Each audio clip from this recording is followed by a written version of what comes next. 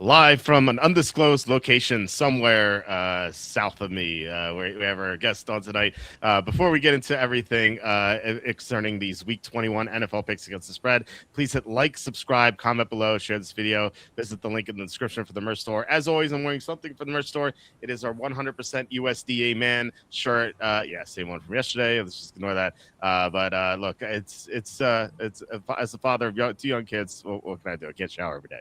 So you can get to the merch store here via the link. Buy any of these shirts. You can change the colors of these shirts. You can get long sleeve, infant onesie, women's tank top, hoodie. Lots of options here. We have mugs, we have our apron, etc. Go to Amazon, buy my books. The most recent one's Dress the College Years, where I made fun of all these glamorous people and many others. I also had a book called Safety and a Field Goal, which is a top 5 topic book about the NFL. Mostly serious stuff, but some fun stuff too. And please consider super chats, super stickers. That's the best way to support the show. It is we got some super chats from Kevin Kovac on Tuesday, $29 worth. Thank you so much, Kevin. And as always say, this is Q1, so our ad rates are just plummeting, and unfortunately we are not getting nearly as much money as we did, which wasn't even that high in the first place. So if you guys want to help us out, please consider those super chats and super stickers. Really appreciate it. All right, we're joined by Evan Daniel once again on a Thursday, as I said, from an undisclosed location south of me. Usually you're north of me, now you're south of me. It's very strange. Evan, how are you? How was your week 20? Doing great from an undisclosed location, promoting my Walter football shirt down in Very nice.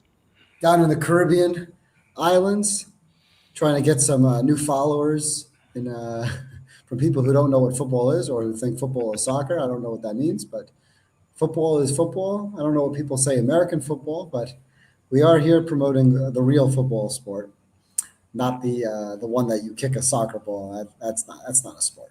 Yeah. So we are down here, and for the first time, because I usually rewatch all the games, I was able to rewatch the first game, the Bills Broncos game. But I had planned, because I flew out Monday morning, my plan was to rewatch the Sunday games when I got down here. But of course, international, for some reason, I'm not able to log into any of my accounts and rewatch games. So I'm like flying blind here. It's the first time we're talking about games where I haven't rewatched, at least like in depth, all 22 or a condensed version. But I did rewatch the Bills Broncos game, and certainly that was one of the crazier games for so many different reasons of this NFL season. I don't know exactly where you stand on some of the, we've talked about the luck throughout the year with Denver. There's two kinds of luck, right? You have the luck the Caleb Williams luck, to throw the ball up and pray luck, or you have the referee luck. And Denver has gotten kind of a mix of both, and this really just epitomizes their entire season with what happened last week. Because honestly, if that game happens 10 times the way it's played out, I think Denver wins probably 8 times. Sorry, Buffalo wins 8 times, maybe 7, probably 8. And I think the majority of those wins are by double digits. Buffalo dominated that game. You talk about fumble luck, penalty luck, bounces going a certain way. Just insane how that game played out. So I'm curious to see how you thought that game turned out. I know we talked a little bit about the luck factor. It just gets easy if you're playing on easy mode. But I'm absolutely stunned. And I said this to you for weeks, that we're going to end up with a Super Bowl that has teams that don't belong. And you said, well, it's great because we can bet against these bad teams. And you and I both bet against Denver last week and both lost. Obviously, we both won in-game betting, but we got the game wrong. And now, even whether Stidham or Knicks, it doesn't really make a difference. And we'll talk more about that a little bit later. But we end up now with the Broncos, who, in my power ratings, I think I may have even forget Knicks. I think I downgraded Denver after that game again. I nicely have Denver at 12, and that's probably too generous. I should probably have them down at 13 or 14 for power ratings. So Knicks or Stidham, and we'll talk about adjustments that can be made from the quarterback. This is not even a top 10 football team. They're not top 10 at all. They're a decent defense. They're a below average offense. They simply don't belong. And as an NFL fan, I don't care. It's not about, we can bet against bad teams. We can bet on good games with good teams. You don't have to bet aside. We've been taking advantage of good games and live betting like there's no tomorrow. like game after game. It's rare. Niners Seahawks is a rare exception. There was nothing to bet in that game. I was betting team total overs. I don't know what you were betting live, but that game was over before it started, and we'll get to that as well. But you can make money betting on the good teams playing each other. We don't need bad teams to make money in this league, and I'd much rather have good teams play. That was a shame that Denver advanced. I'm sad for Buffalo fans, and I'm sad for NFL fans in general that we have a mediocre team now on the Final Four. Yeah, a mediocre team with a bad quarterback now. I mean, Bo Nix is not anything great by any means, but he can run around a little bit. He's accurate in the short games. Completes 65% of his passes, which is pretty good. Stidham's career completion percentage is only 59%. So this is not a top end backup quarterback by any means, but not that he's had a lot of starts, to be fair to him. So we'll see what they got out of him. But I don't know. They've had an obscene amount of luck, more luck than any team I can remember having. I think the 2022 Vikings had a lot of great luck in the regular season, but when they got to the playoffs, like right away, they lost. So that didn't carry over into the playoffs, whereas it did for the Broncos. And, they had Josh Allen that had the 2 fumbles, like bookending the halftime, which was, I don't know what he was doing in the first one. He just like threw it backward. It was like almost like it was a designed hook lateral play. And it was to no one. And they just gave him the field goal. And one of those. Designed hook and ladder. Yeah, that was. Terrible. Yeah, it was like one of those. Take away one of those field goals, the Bills win the game. Also, James Cook fumbled. They were up, 10-7, I think, or I think it was 10-7. No, at that point, it was 7-3, and I texted you. 7-3. And I said, when they score, we're betting Denver. Yeah. We're going to get great value on Denver. At that point, before that fumble happened, the line was Denver plus 4.5, which I took a piece of. But if they had scored and made it 10-3 or 14-3, that line, if it was 14-3, you would have gotten more than a touchdown. Yeah. And that would have been great value. In that sense. You mentioned something about Nix. You say Nix is 65% passing. I pointed this out for 2 years about Bo Nix. The majority of his passes are either behind the line of scrimmage or short. So he completed 65, and going back to last week, he was 7 for 7 throwing the ball behind the line of scrimmage, 11 for 17 short, 0 to 9 yards. So 18 for 24 throwing short. He was 4 for 9, 10 to 19 yards, and he was 4 for 6, which is actually good. 4 for 6 thrown deep with the 2 touchdowns is pretty good. And of course, talk about the luck. The pass interference calls were, I don't know if they were bad calls, but I'll say this about those PI calls. They were no different than the drive before, that Brandon Cooks' arm is being touched or hit or pulled in the end zone. That would have put the ball either on the 1 or I think it was in the end zone. And that wasn't called. And I remember saying to myself and to others watching the game with me, I don't have a problem not throwing the flag there. And I'm rooting for Buffalo at the time. I agree with swallowing the whistle and letting them play. I hate when a penalty would decide a game.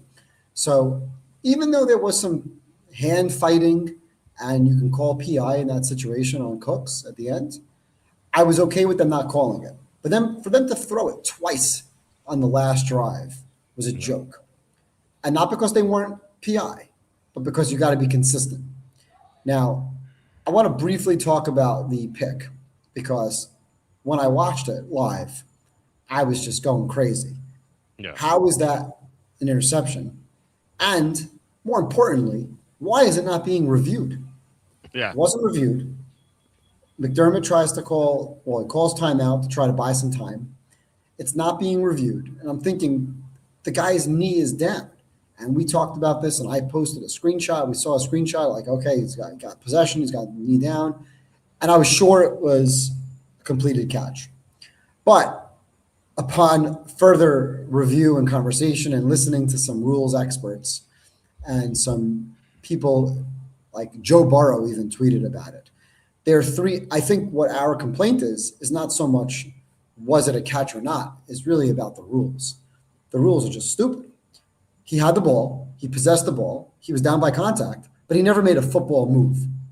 So Devontae the next day, when he catches the ball, and it's a similar scenario and everyone's posting screenshots, he had already caught the ball, taken 2 steps, and had a knee down, but he had already made that football move by taking 2 steps. In this case, Cooks never took the step and never moved the football to make a football move. It's similar to that play that the Ravens had in the end zone. Who was that game against? Was that against New England? Steelers. It was against the Steelers. Isaiah Steelers, Likely. okay. Right. That was like week 15 or 16 against Pittsburgh. It's very similar to that play. It's a bad rule, and it's a rule that I guess there's a lot of gray area in there. But the rule is clear in that he has to make a football move, and he did not. So if you stop the game at that split second, at 1/10 of a second, it looks like he caught the ball and he's down. But the guy he's not a good receiver. He's been bouncing around the league for years. He doesn't have strong enough hands to hold on to the football. And the football was taken away from him. So the truth is, at the end of the day, when you really think about it, Buffalo didn't lose because that ball was a pick or called a pick. They didn't lose because they didn't get called for PI and Denver had 2 PI calls. And even the Josh Allen fumble before halftime, and then the fumble right after halftime, which put another 3 points on the board, right? And by the way, Buffalo's been great all year with second half defensive adjustments, where they come back and they shut down the opposition.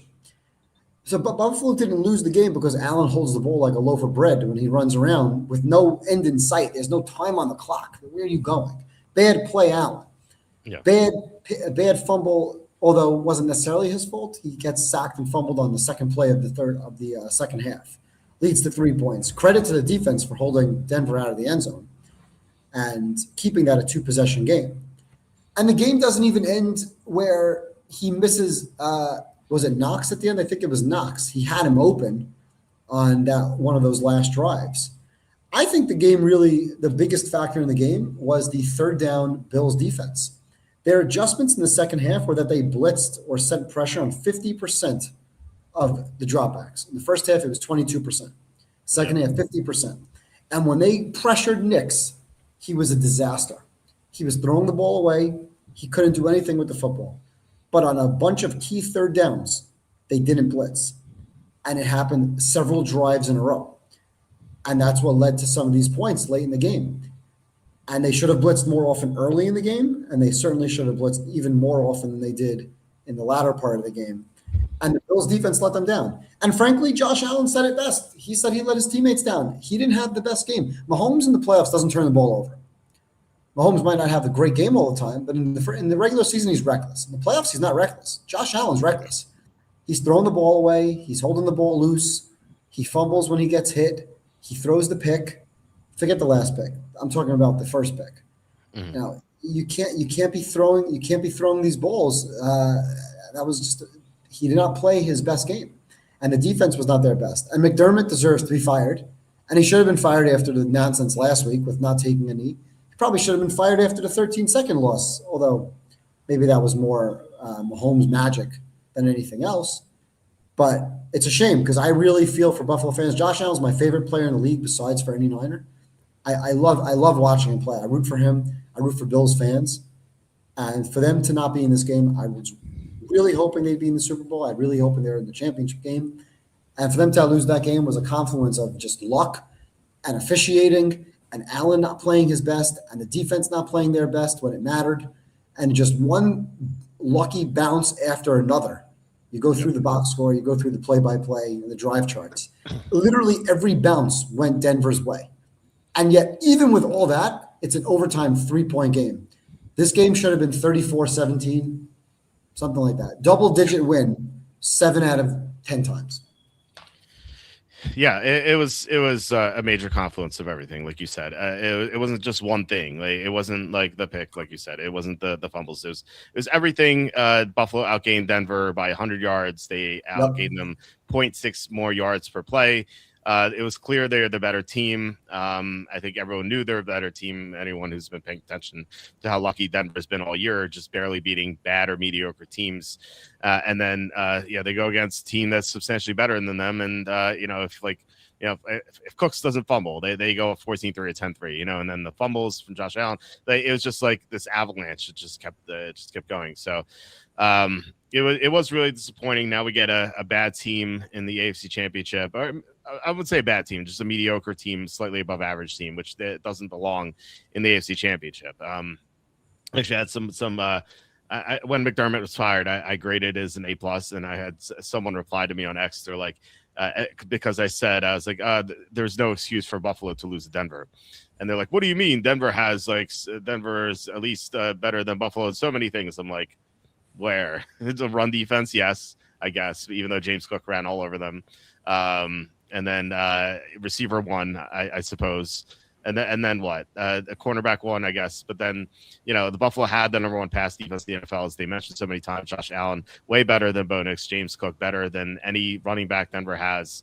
Tight ends, obviously, Buffalo is better. Offensive line, they're probably a wash. And then, like I said, pass defense is better. So this is just the better team losing. Yeah, and Denver plus 4 turnovers, yeah. plus 4 in turnovers for the game. Penalties. But at the end of the day, you got to play the game. Forget the refs, forget the calls, forget the bounces. Allen can't turn the ball over. I'm talking about the interception. Mm-hmm. Allen can't miss Knox, who he had, probably walks in for a touchdown. Yep. And at the end of the day, they didn't blitz on a couple of key third downs late in the game when they should have. And they were blitzing early and often, but there were a couple of times where they didn't. And that's McDermott. And that's the game clock, and that's the game situation. That's why McDermott can't play. And it's not the injury, Andy. It has nothing to do with the injury. This is Josh Allen in the playoffs for years. He does not come through in some of these clutch moments. He just doesn't. Last year, I would have been interesting to see if Mark Andrews caught the ball and that game would have been tied, how that game would have shaken out. I love Allen. I think he's the second best quarterback in the league. And I don't know if there's a close third. But they have these games, or he has these games where he's reckless. He tries to play hero ball. He tries to do too much. He turns the ball over. And you can't turn the ball over. You're going to be the best quarterback in the league or win a Super Bowl and lead your team. Because obviously, we're not talking about the guys who are carried to Super Bowls like Knicks would have been carried to a Super Bowl had his team won. But if Josh Allen's going to go to a Super Bowl, he has got to be the one that plays flawless, perfect football. And if he doesn't, they're going to play well enough to lose in overtime. Because what is he, 0 for 7 for his career in overtime in the playoffs? Or is that – I know he's 0 for 7 in overtime. I don't know if it's just playoffs. Feels like it is. Feels like every year they lose in a playoff game, in an overtime game. So it's probably over. He's probably 0 and 7 in his career in overtime. But that's clutch. That's just simply clutch. Patrick Mahomes, for the most part, getting to overtime. Kyle Shanahan took the ball first like a dumbass. No. What did you think? You were going to hold Mahomes out of a field goal? You were going to hold Mahomes on 4th and short? Literally, the Chiefs walked off the field after the coin toss, laughing, giggling. He actually took the ball. Patrick Mahomes you're going to give Patrick Mahomes a chance? Josh Allen, last week, what did he do last week? He led them down for a field goal against Jacksonville. And then they were lucky at the end of the game. They got down. They scored the touchdown, maybe too quick. This game, they're down by a field goal. Bo Nix got the touchdown on the drive before. Allen had the ball with a chance to get a go-ahead touchdown. He didn't. They got a game-tying field goal. Not good enough. So I love Allen. This game is really on him and the defense and the coaching. Turnovers are going to happen, and that just made the game close. Without the turnovers, this game's a blowout. So it sucks for us as NFL fans. And now we get to wonder, because really that's all we're doing here is guessing, how good of a backup is Stidham. Because to me, I don't think Nix is any good. Nix has that clutch factor. He's obviously got the team to believe in him. I think he's an average at best quarterback. So is he better than Stidham? Probably. How much better? 3 points? 3.5 points? 4 points? And we'll after we talk about the New England-Houston game, we can go through some of the matchup there and see how your line changed from where it was last week. But there's not that much of a difference to me between Stidham and Nix. But let's save that conversation and talk about the next game, which I thought was kind of a comedy of errors. Just watching both quarterbacks. There were so many errors in this game, and the one shame is that the Texans didn't score a defensive touchdown, because we had 108-1 on both teams to score a touchdown in the parlay, and the Patriots did it quickly. Yep. And it felt like the Texans had so many chances, and we also bet the Patriots to do it again. Sure. Plus 950, and they almost did it a couple of times. And I don't know how there was only one defensive touchdown in this game. Like I thought New England was either going to get two, or it was going to be one each, or maybe even like three in total, given how sloppy both quarterbacks were in this game. I understand, I understand Drake May being sloppy. First of all, it's his second playoff game ever, and he's going against one of the best defenses in the NFL. They put a lot of pressure on him, and so yeah, he made some turnovers. He had some big plays too. You can't discount that. Like he made some clutch throws, especially in the drive before the halftime, and then to kind of put this game away late. So it was like a mix of good and bad from Drake May. But CJ Stroud, he's not playing against one of the top defenses. The Patriots have a good defense. They're ranked 10th. It's not like they're in the top three, like Houston is. And so, like for CJ Stroud to keep regressing like this, and I know that Nico Collins wasn't playing, and then he has some other injuries. Dalton Schultz went down. Woody Marks was out for a little bit and came back, and then they lost an offensive lineman. But still, like there's really no excuse for this sort of play from CJ Stroud. Has been in the NFL for this is his third year, and it feels like he's just getting worse. Third year or fourth year? Third year. It feels like he's just getting worse. I don't know how to explain it. Maybe it's fluky stuff, but like he was so much better as a rookie, and he was even better than he was now last year. But yeah, he just keeps regressing, and I don't know. We've seen this from some quarterbacks before, like Robert Griffin, for example, Vince Young. He did that. They regressed. Blake Bortles regressed too.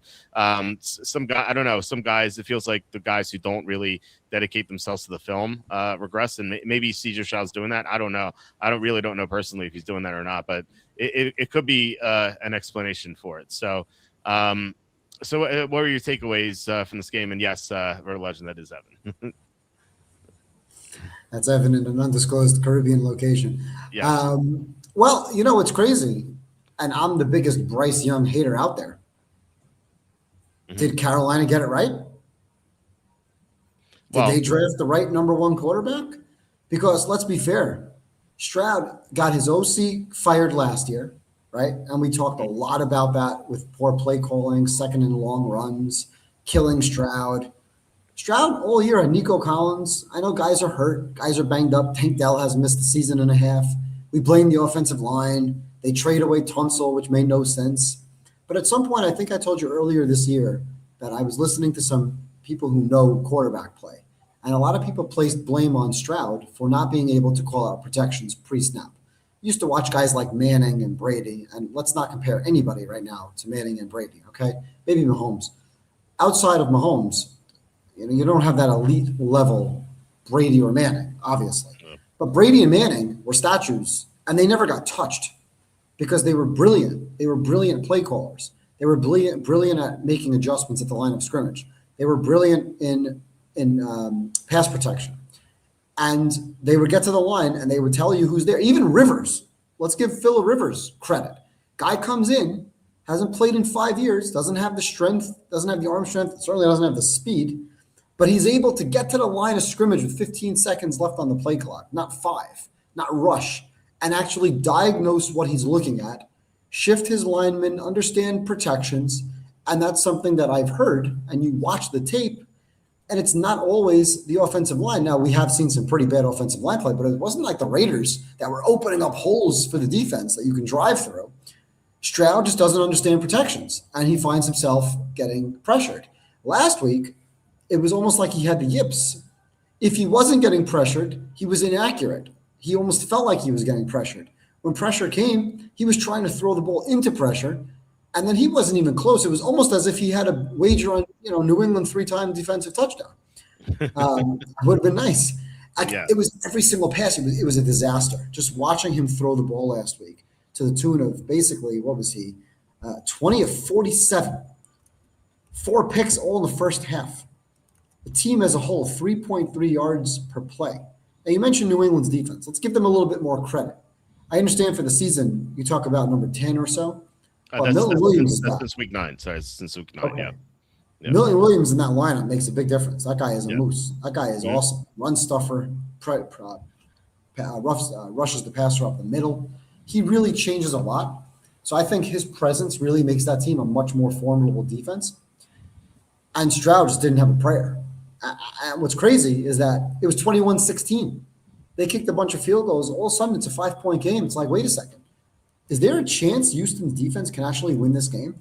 So I get it. New England didn't really have to do too much, but that was a very disappointing performance by May. Again, fumbled 4 times, lost 2 of them, had a pick, careless with the ball. You can't do that. And Denver's defense is going to be riled up to go. And now you're going on the road. May's going on the road. And you never know what that fumble luck's going to go. Just ask Buffalo. You can't fumble 4 times in a playoff game. May did not have a good game at all. May did not play well. That game should not have been close. That game should not have been 21-16. The way Houston's offense was just doing nothing. And we joked at one point, I think late in the game, Houston punted. It kind of threw in the towel. Mm-hmm. And we said, well, I would punt also. They have a better chance of scoring on defense than they do on offense. And frankly, New England should say, no, I don't want this ball. I'll give it right back. Imagine that. Imagine that kind of game management. Remember back in the day, I forget who, I think it was Vrabel and Belichick.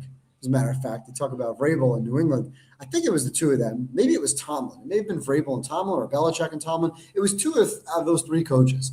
Probably wasn't Tomlin because he's not smart enough to do this. But they would like take a penalty and take the penalty back and then, take like a delay a game and then go full start, whatever. It's almost as if this game, the best play on offense on first down would be punt because the offense just couldn't do anything. Now, May had one really nice pass, again, targeting Stingley with Kayshon Boutte on the right side of the end zone. Similar play to his first touchdown pass as a pro last year. And that was a great pass. But outside of that, he was reckless with the football, turnovers, and didn't do anything. I have Patriot fans that I know that I'm close to, like, just don't make any mistakes. Just protect the ball, and you can't lose. You physically cannot lose this game if you just run the ball and punt because Stroud's not doing anything with it. I really thought they were going to go to Davis Mills. We took an under as soon as it was available on Stroud, which we won. But we took an under because we thought he was probably going to get benched. And I said, maybe they give him a drive and see what happens. But if he continues to play the way he was playing, I wouldn't have been surprised if he just got benched. We're talking about divisional playoffs. 30-year player who's supposedly a franchise quarterback and get benched in a playoff game, it would have ruined his career. I guess that's why they didn't actually bench him. But that's true, yeah. I think that's probably the only reason. I mean, they couldn't have actually thought that they had a better chance of winning that game with Stroud behind center than anybody else. And Davis Mills showed us this year that he can actually play a game. He came back against Jacksonville, which was his best game of the season. He wasn't bad, and Stroud just couldn't play. So my takeaway in that game is that both teams were better off punting on first down than not. But it's kind of crazy that Stroud has regressed this much to being a below 50% passer and that kind. Yeah, weather was a factor, but I mean, is that one of the worst 5 quarterback games you've ever seen? Jake Delhomme in the playoffs kind of reminds me of Jake Delhomme. Some Curtis Painter sightings. Nathan Peterman. You can't throw 4 picks and a half. That's crazy. And the other passes that weren't picked weren't even close. It was up there. I remember the Jake Delhomme horrible performance he had against, what was it? He had a pick 6 too, Jake Delhomme. Yeah, Jake Delhomme was against Arizona. He was so bad. I remember having this running gag where he threw the game because his 2 sons were kidnapped. This is back when that Liam Neeson movie came out. I forget what it was called. But so I was like, I kind of like voiced Jake Delhomme. He's like, I have a set of skills that I will get back my sons. Actually, a couple of people are like, how can you say that about Jake Delhomme's sons? Like, kidnapping is no laughing matter. I'm like, he actually does not have sons. I'm just like making this up. And so anyway, that was terrible. This was really bad too. Taken. There you go. Thanks, Jason. Yeah, Taken. It reminded me. You said like it reminded you that Belichick Vrabel game. It reminded me of Waterboy with the Bobby Boucher offense, where they just kneel down because that was like their best course of action, just kneel down. So that's really what they should have done. So they would have won the game. Maybe they wouldn't cover the spread, but they would have won the game. So yeah, that was. it was bad. Yeah, you're right. Like Stroud can't figure out where the pressure's coming from. And that's really hurting him here. Um, and he pointed out they brought back their offense coordinator, which seems like a big mistake. Like, why would you do that? So I don't know, but they had a bad one last year as well, and we thought, hey, maybe this is going to help, and apparently not. So it's pretty rough, and it's a shame that this defense is being wasted. It's kind of like a better version of the Browns. Like the Browns defense is certainly being wasted because they're never going to the playoffs. The Texans are at least getting to the playoffs, but like it's hard to imagine them winning like anything substantive with how bad Stroud has been in some of these playoff games. He wasn't even great in the win against Steelers. Like he was very sloppy in that game. He was terrible in that game. Yeah, it was the 2 defensive touchdowns, and because all I saw after the game was like, oh, Stroud undefeated in the wild card round. I'm like, well, his defense is undefeated with Stroud. It's like Stroud technically undefeated, but yeah. Well, the defense is young. The defense is great. Stingley, Lassiter, Petrie, obviously Danielle Hunter, and Will Anderson. I mean, this is a young and up and coming incredible defense. They're gonna have to lock up these players. The problem is you're spending a lot of money on defense. At some point, you're gonna have to spend some money on the offensive line, and they got to figure out if Stroud is the answer. Yeah. I mean, after the last couple of games, and really the season as a whole, it's going to be hard to say. I wouldn't say before this year. I would have said he's the long-term answer for sure. Right. He's going to get paid. He's going to be the quarterback of this team for the next 7 years, 10 years. Now it's like next year is a big year for him. If he plays the way he played in the second half of the season, it's time to move on. You can't go into a season with that kind of defense with a quarterback that's dragging them down. So all you need is a game manager. All you need is a game manager. And does that mean you have to have an offensive coordinator? You're going to have another offensive coordinator come in? I don't know. They're bringing the guy back. Okay, so bring the guy back. But it's not like you say, well, you don't have Nico Collins. Nico is a great receiver. The rookies are good receivers. Schultz is a good player. Woody Marks is, listen, you're not going to go out and start spending crazy money on running backs. Woody Marks was just fine. Running back wasn't the problem. The problem was the quarterback. Anyway, I don't want to take too much more time on Houston because Houston, I mean, I'm kind of glad they're out because throughout the season, I was on Houston. I was really a believer all year that they were an above average team. I can't believe how bad the offense was. I just can't believe how bad Stroud has been. And I always liked Stroud. I always thought Stroud was a good quarterback. I thought he made plays despite the OC. And now I'm beginning to question that. So now we get to move on to New England against Denver. And I'll ask you, what did you make the line last week before the game on the hypothetical? And what would you make the line now?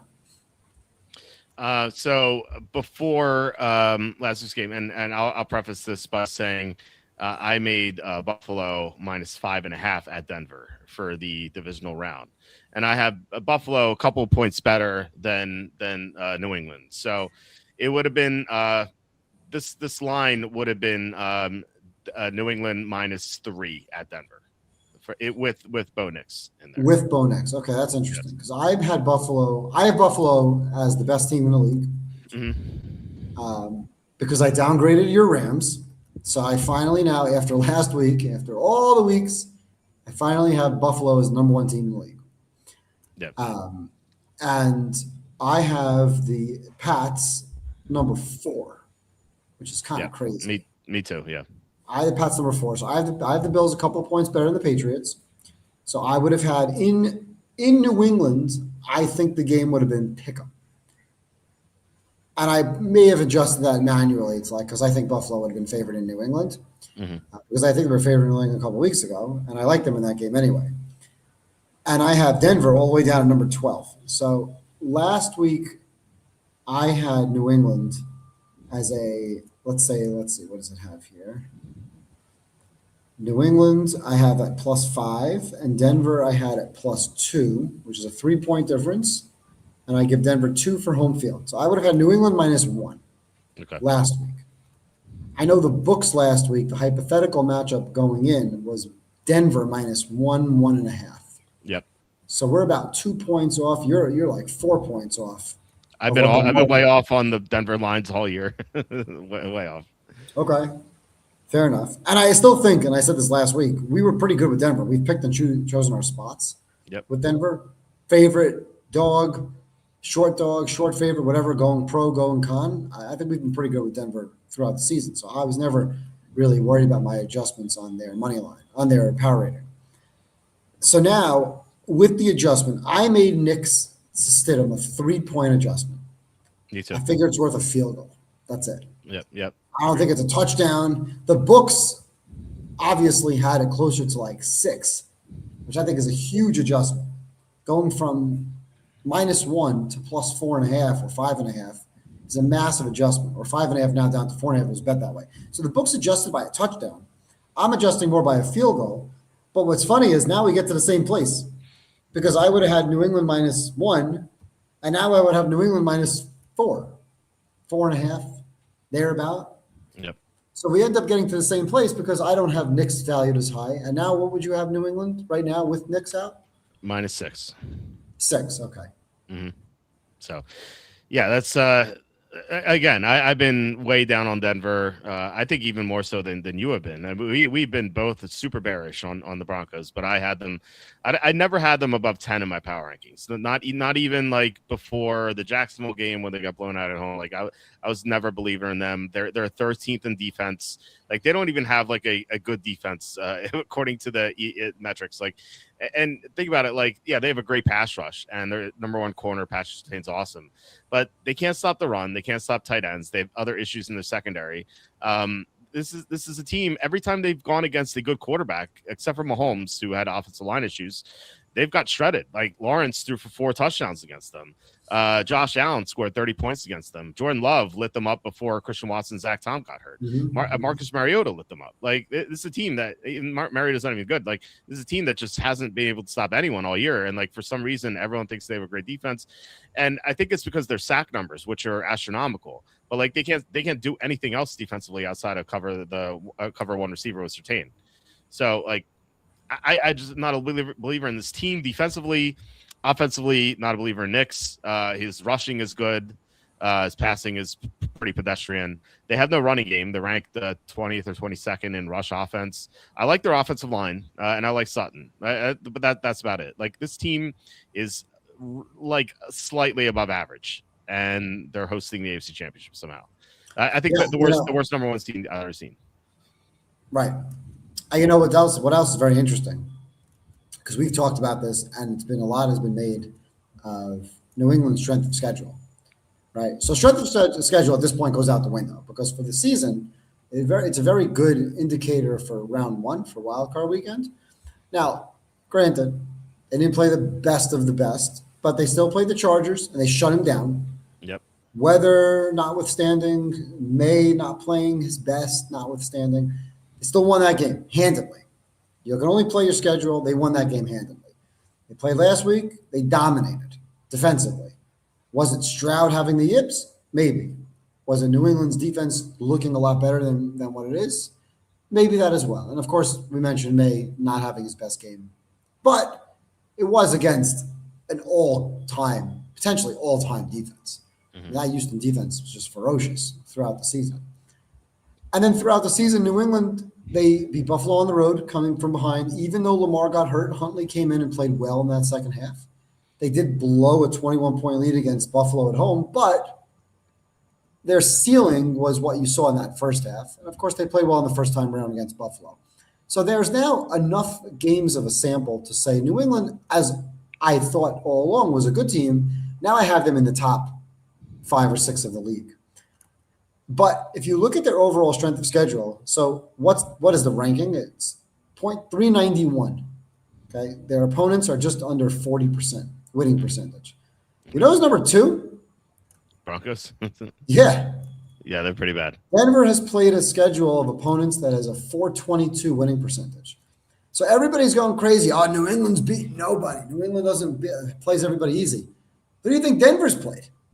You want to look at the last couple of Denver games? I mean, let's look at each of these teams is 9-1 in their last 10 games. Okay, 9-1. The Pats. I'm going backwards. Pats won at Tampa. Okay, not bad. Tampa's a playoff team, potentially, even though they didn't make the playoffs.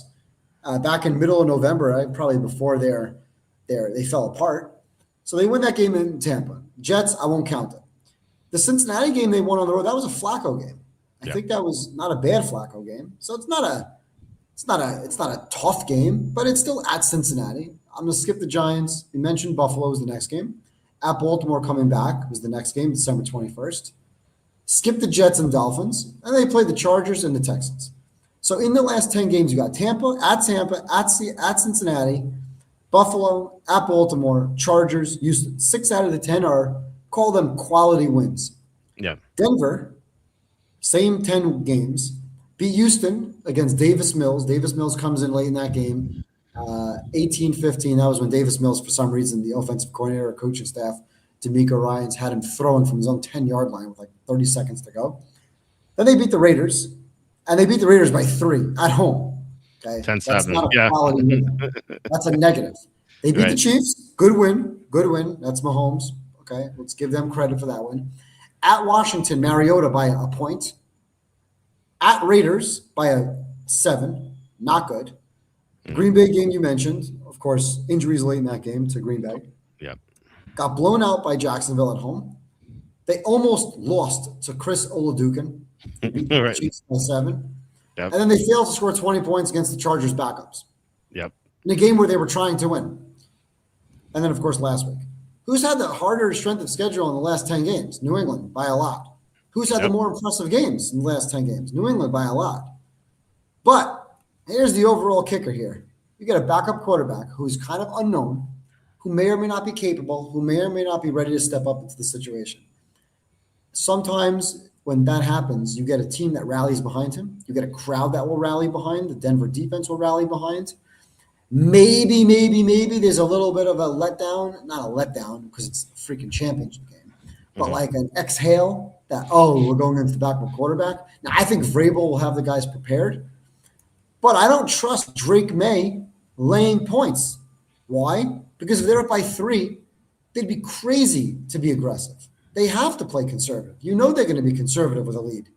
If they're up by 10, they're going to be conservative. If they're up by 7, they may be conservative. So it's very, very hard for me. And again, I can't give Knicks the credit of being more than a 3-point upgrade.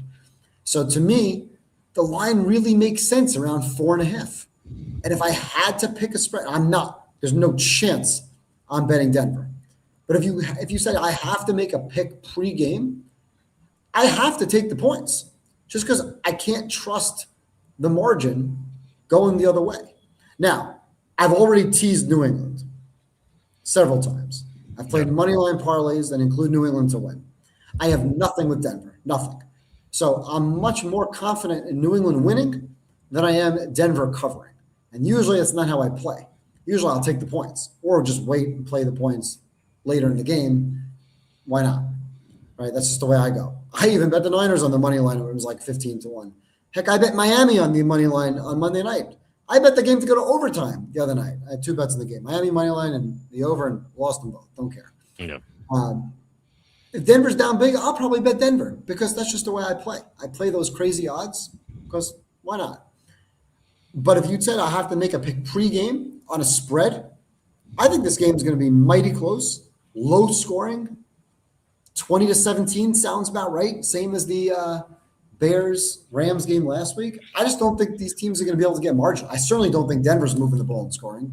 And I think New England's going to have a very, very conservative run-the-ball game plan. I don't think they're going to let May go crazy. I don't think they want May attacking Surtain. And you never know. If May gets pressured, you can lose the ball. He's not playing against Houston's defense, but Nick Benito is no slouch.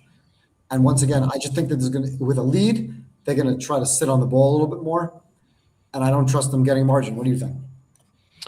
Well, I agree completely. And what you said, I was trying to find like a word for it. Because it's not a letdown that the Patriots have. Yeah, it's not a letdown. It's like maybe when I just like I'm no professional athlete, but I did swim competitively in high school and college, and I remember we were facing the best team in the league, and their top swimmer was out. And I remember just being like, oh man, whew, like this is Yeah. gonna be So this gonna be exhale. easy. Right, and exhale. Exhale. Like Yeah. the Patriots, I feel like will not be at their best in this game, whereas Denver is going to be sort of like an us against the world sort of Right. mentality, kind of like the Eagles were Right. in 2017 when they wore those dog masks and stuff. And I wonder if they're going to like borrow those masks or something. Like I don't know, maybe they'll come up with something new. But the players know about the spread, especially with like all the advertising, like the gambling advertising. Like they know they're big home underdogs now, and so like they'll feel disrespected. They're going to play with their heart, like with everything on the line. They're going to be the opposite of the Patriots. They're going to be aggressive, and I think that'll lend itself to a potential cover. Now we don't know how well Stidham's going to play. He's only started 4 games. We know that he's not mobile, so that I think that's going to hurt him. But he's not like terrible. Like from what I've seen, like he didn't look awful in any game. I'll be in a small sample size. He didn't look good, but he didn't look awful either. Like he's not Nick Foles. So Nick Foles threw 27 touchdowns to 2 interceptions in 2013. So and Foles was a second day pick. So like Foles had some pedigree. Stidham, I believe, was a 4th round pick, maybe a 5th round pick. Foles is the better prospect, and another difference between that Eagles team and this Broncos team is that Eagles team was the best team in the league. Like hands down, like not even close with Wentz. Like they were incredible. They're blowing everyone out. With Foles, it became a little bit closer, but they were still the best team in the league. Like this Denver team is not the best team in the league. Like not by a mile. They're the worst team still alive. So that is the difference. And if I believed in the Broncos more, if I believe the Broncos were worthy of this number 1 seed, I would pick them to win outright. But they're not. But they're not. They're not a good team. They're the worst team remaining. I believe Andy said that too. And so I think the Patriots will win. You said 2017. I have 23-20. So difference in the over-under there. But, like, still, I think it's going to be a close game. So even though I think this line is not as high as it should be, I think that there are other factors that come into this. And, I don't want to bet this game. I really don't, but it has to be a hedge for me. And I'm going to answer Pat's question here because it ties into this. He asked me if I have. While you're doing that, I'm just going to shut my camera for a minute and go reset my computer. I'm on. Okay. I'm listening to you. I'm just going to shut the camera so I can go plug my computer. Okay, sounds good. Pat says, "Are there any exact bets that you made are still alive?" Well, they were last week. So I had Bills and Rams. I had Bills and Rams. Yeah, I had Bills and Rams exactas. Those are gone. But before the playoffs started, I bet because I was really concerned I didn't have anything on the Patriots. So I bet exactas on Rams Patriots and Seahawks Patriots. I have I believe 22-1 on Seahawks over Patriots, and I have 30-1 on the opposite Patriots over Seahawks. I have 25-1 on Rams over Rams over Patriots, and 35-1 on Patriots over Rams. So if the Patriots get to the Super Bowl, I win one of those between 20-1 and 35-1, 22-1 and 35-1. So I want to hedge with the Broncos, and I believe I will do so by betting the +4.5 or whatever it is, whatever the line is, to try to middle it. I considered money line. I asked Andy yesterday actually, and he said maybe both do like half money line, half spread. I think I might do that as well. I'll figure it out. I was gonna actually ask you what you thought about that, maybe toward the end, because we don't have to delve into that now. But so yeah, that's so. Anyway, we agree on what'd you say? Yeah, I think this game you really have to kind of focus live betting, because I think you'll see early that, wait a second, Stidham looks like Stroud and he can't play. Mm-hmm. And if he can't play, then you're looking at live unders, live team total unders. Yeah. And if you see May is aggressive and having success, then maybe the bet is for you not to hedge, just let it ride, let it go. But if you come out and we see Stidham is completing passes early, Peyton's giving him easy plays, short passes, just what Nix does, behind the line of scrimmage. That's been the game plan for Nix for 2 years. 80% of his throws are either behind the line of scrimmage or short.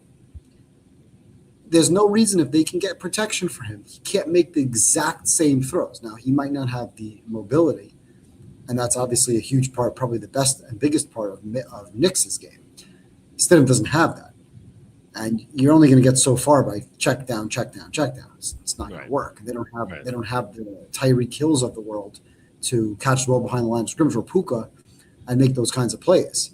So if he wants to be check down Charlie, go ahead. They're not going to get anywhere. But if he's not turning the ball over and he keeps that game close, you'll know, hey, this is going to be a close game. The spread is probably in Denver's favor. I'm getting more than a field goal. This is going to be a field goal game. New England's going to have to struggle to win this game outright. Then you're looking maybe at some point in game to go a little bit higher, a little heavier on the Denver side. Yeah. I think I might do like half pregame and then a little bit more live. See how it goes. That makes sense. I do want to have something like like the worst case scenario is like Broncos return opening kickoff or something stupid, or like hit a fluke play, go up 7-0, and never get a good line, or because the Patriots like maybe they lose by 2 or something. I never get a good line or something. I don't know. So I want to get a little bit beforehand. Dirty Reg says thinking going for home run and laying 14 for over 3-1 payout.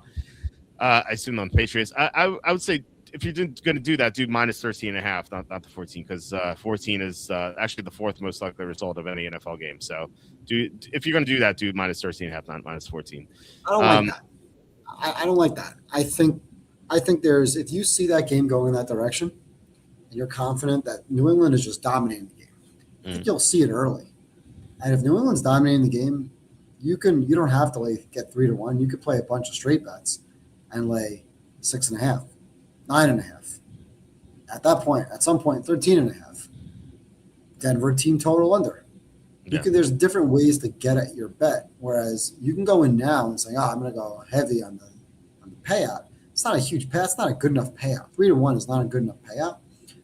And if that game is close early and you see a conservative game plan, you're dead in the water. I would take New England defensive touchdown.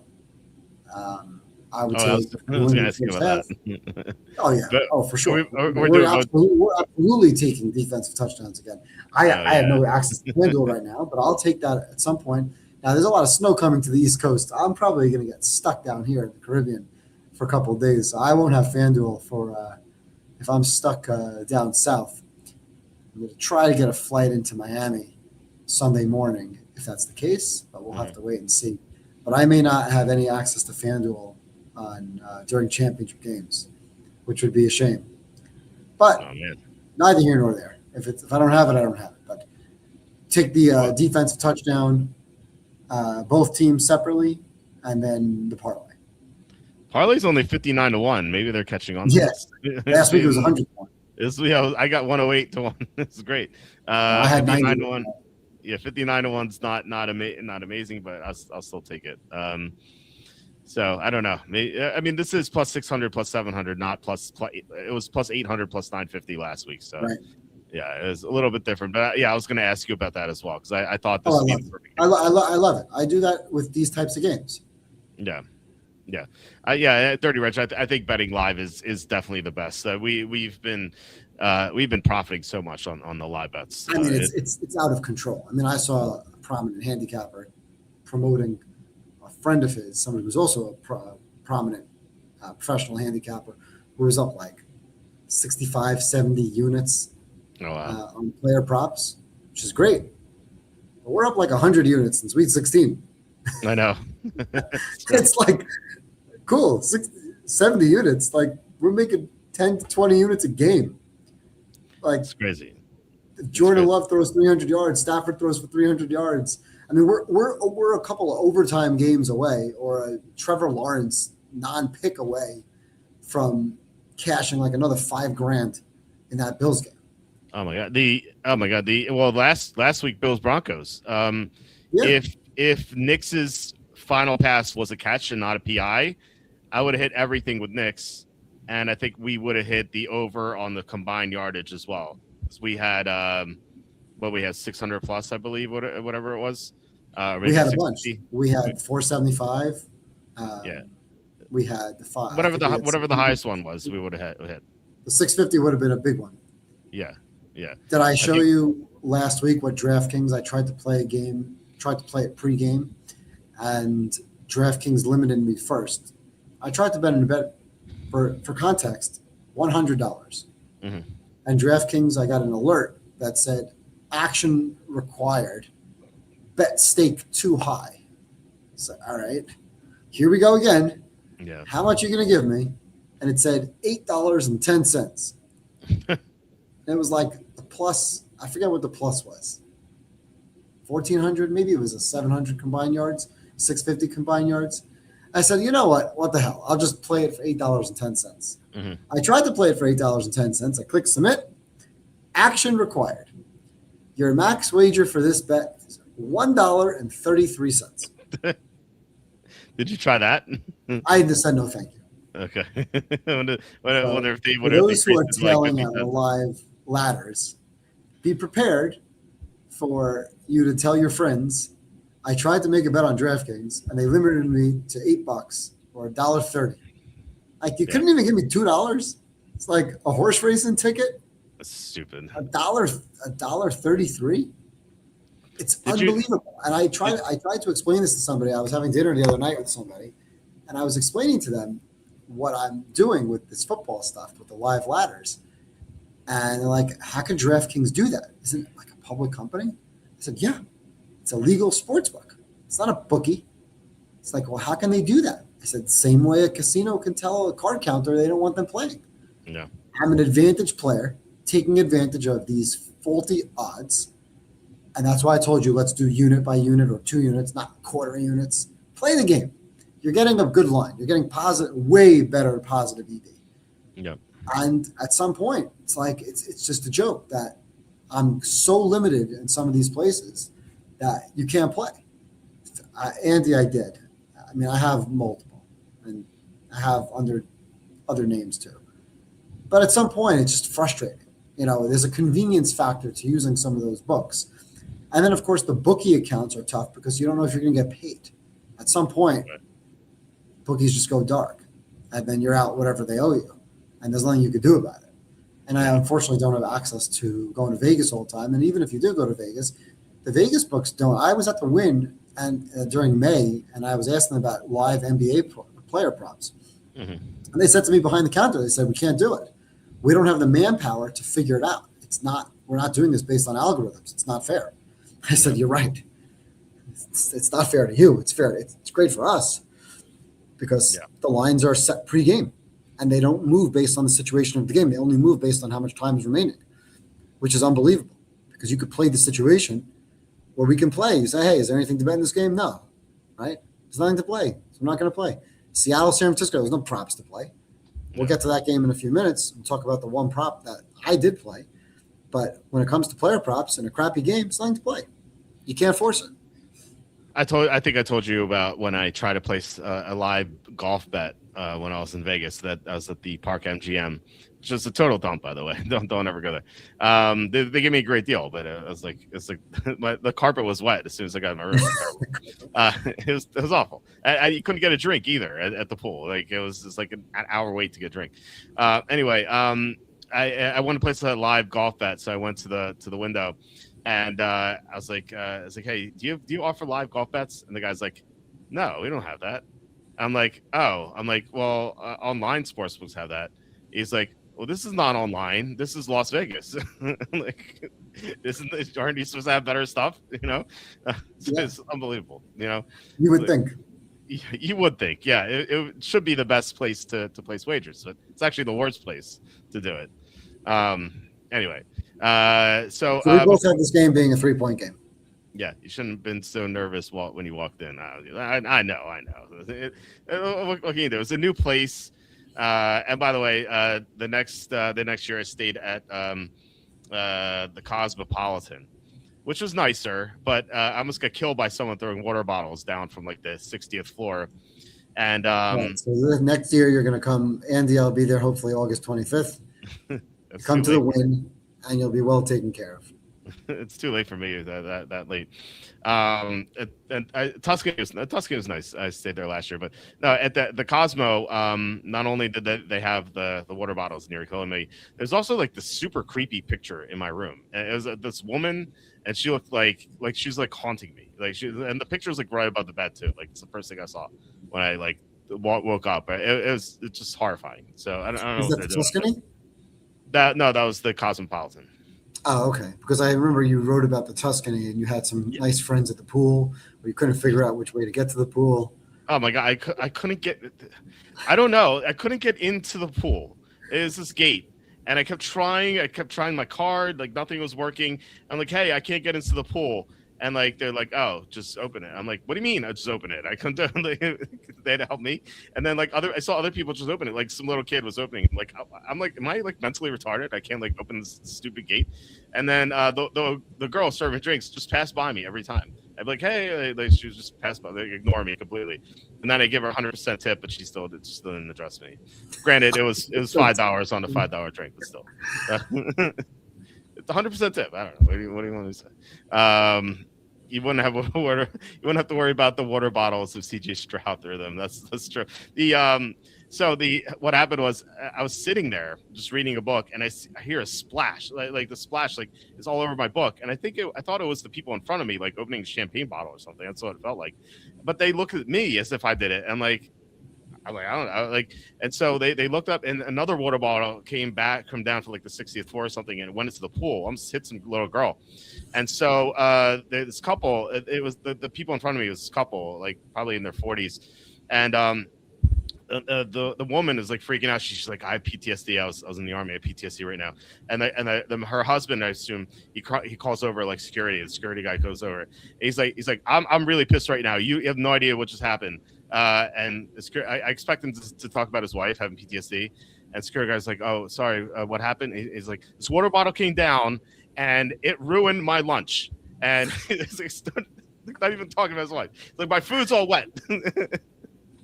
So, and this woman's like freaking out. He's like worried about his lunch. So I should have made a stink. I should have gotten a free room or something. It was ridiculous. So anyway, Listen, that doesn't happen at the Wynn. No one throws bottles of water off the 60th floor. Yeah, I suppose. So no Cosmo for me. I like the Tuscany. It was nice. It was okay. It was convenient because I have to meet Andy there, and like I just instead of taking an Uber, I just walked downstairs. It was pretty cool. Plus they have that hot dog cafe, which is awesome. Their hot dogs are great. They're so good.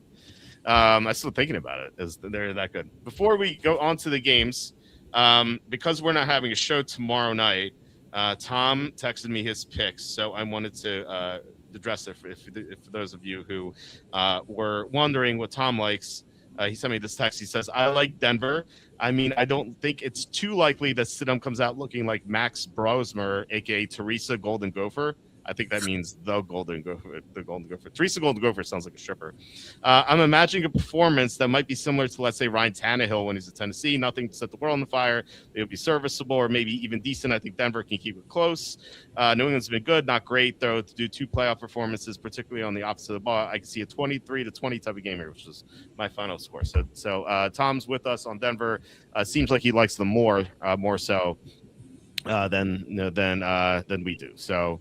Yeah, because I'm not betting Denver until I see something live that makes sense.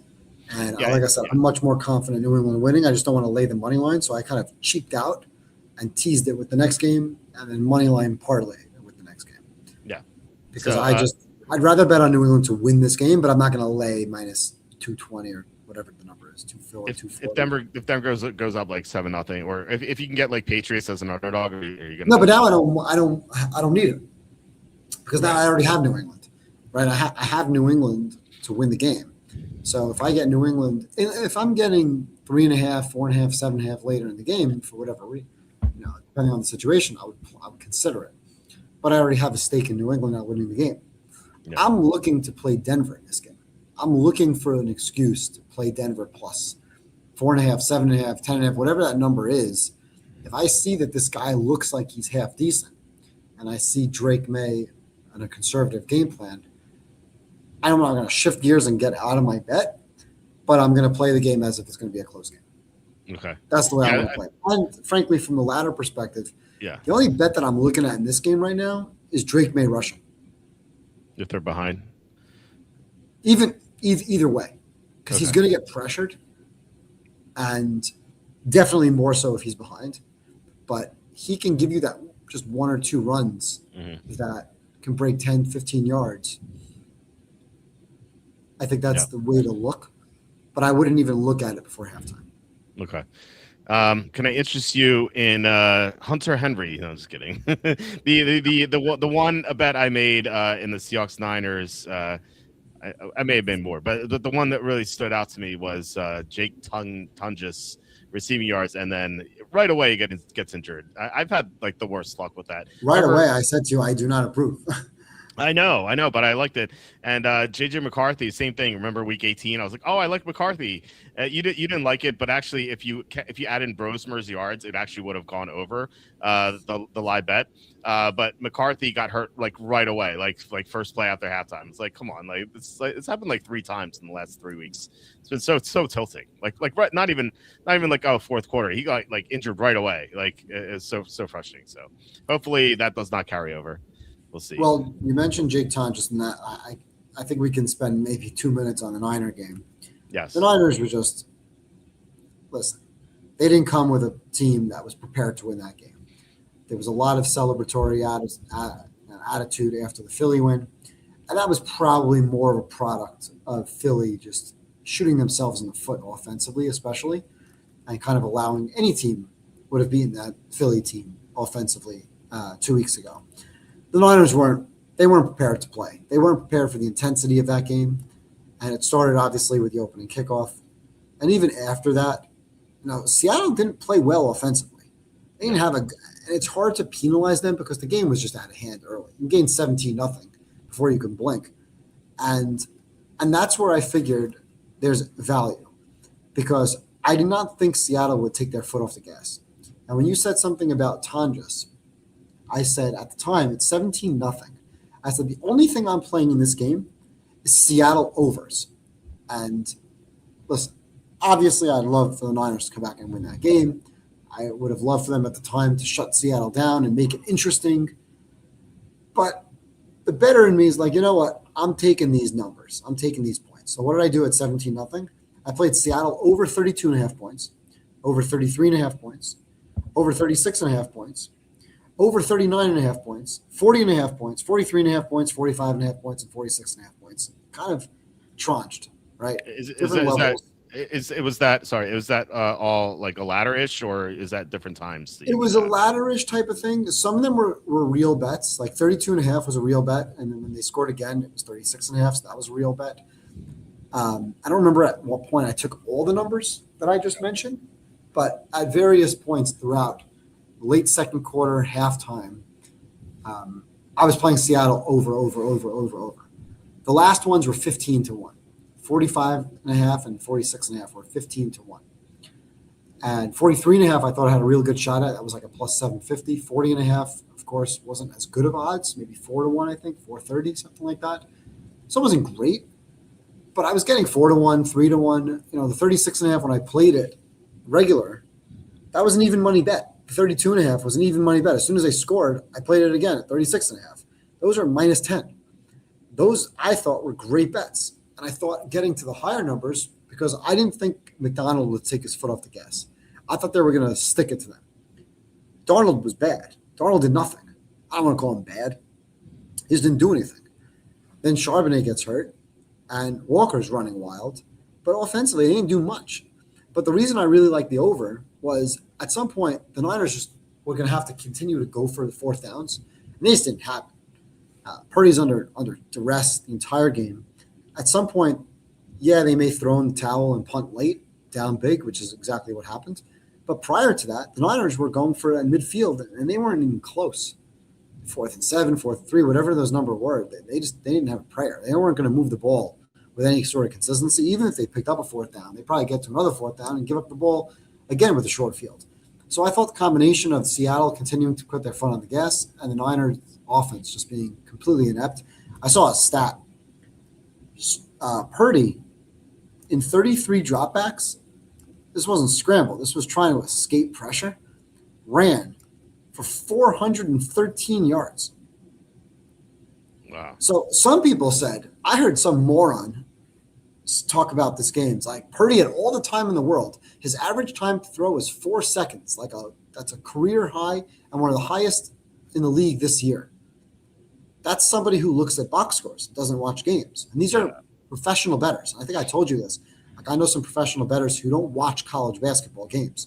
They'll handicap the games and they don't watch them because they say, why am I watching the game? I've already handicapped the game. My bet's in on the game. I'm moving on to tomorrow's games. That's fine. That's fair. Some guys are math guys and they're good at it. They know how to do this. But you want to tell me a football game that Purdy had all the time in the world because he had 4 seconds to throw? That's absolutely idiotic. The guy had no time to throw and was running for his life on every single dropback. Seattle's pressure up front was maddening.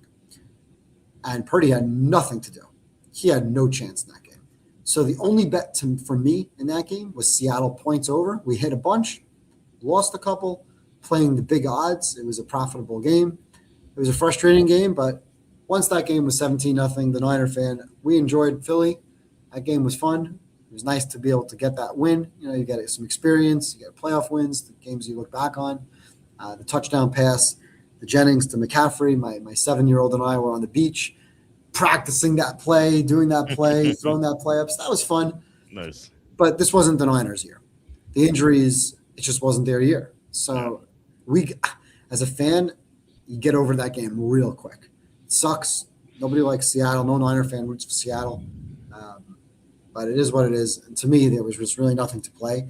We were wrong on that game. We both had the Niners with the points, just thinking it was probably a little bit high as a divisional game. If I had to go back and re-handicap that game, I mean, the line's not going to be 25, right? It's not going to be 21 and a half.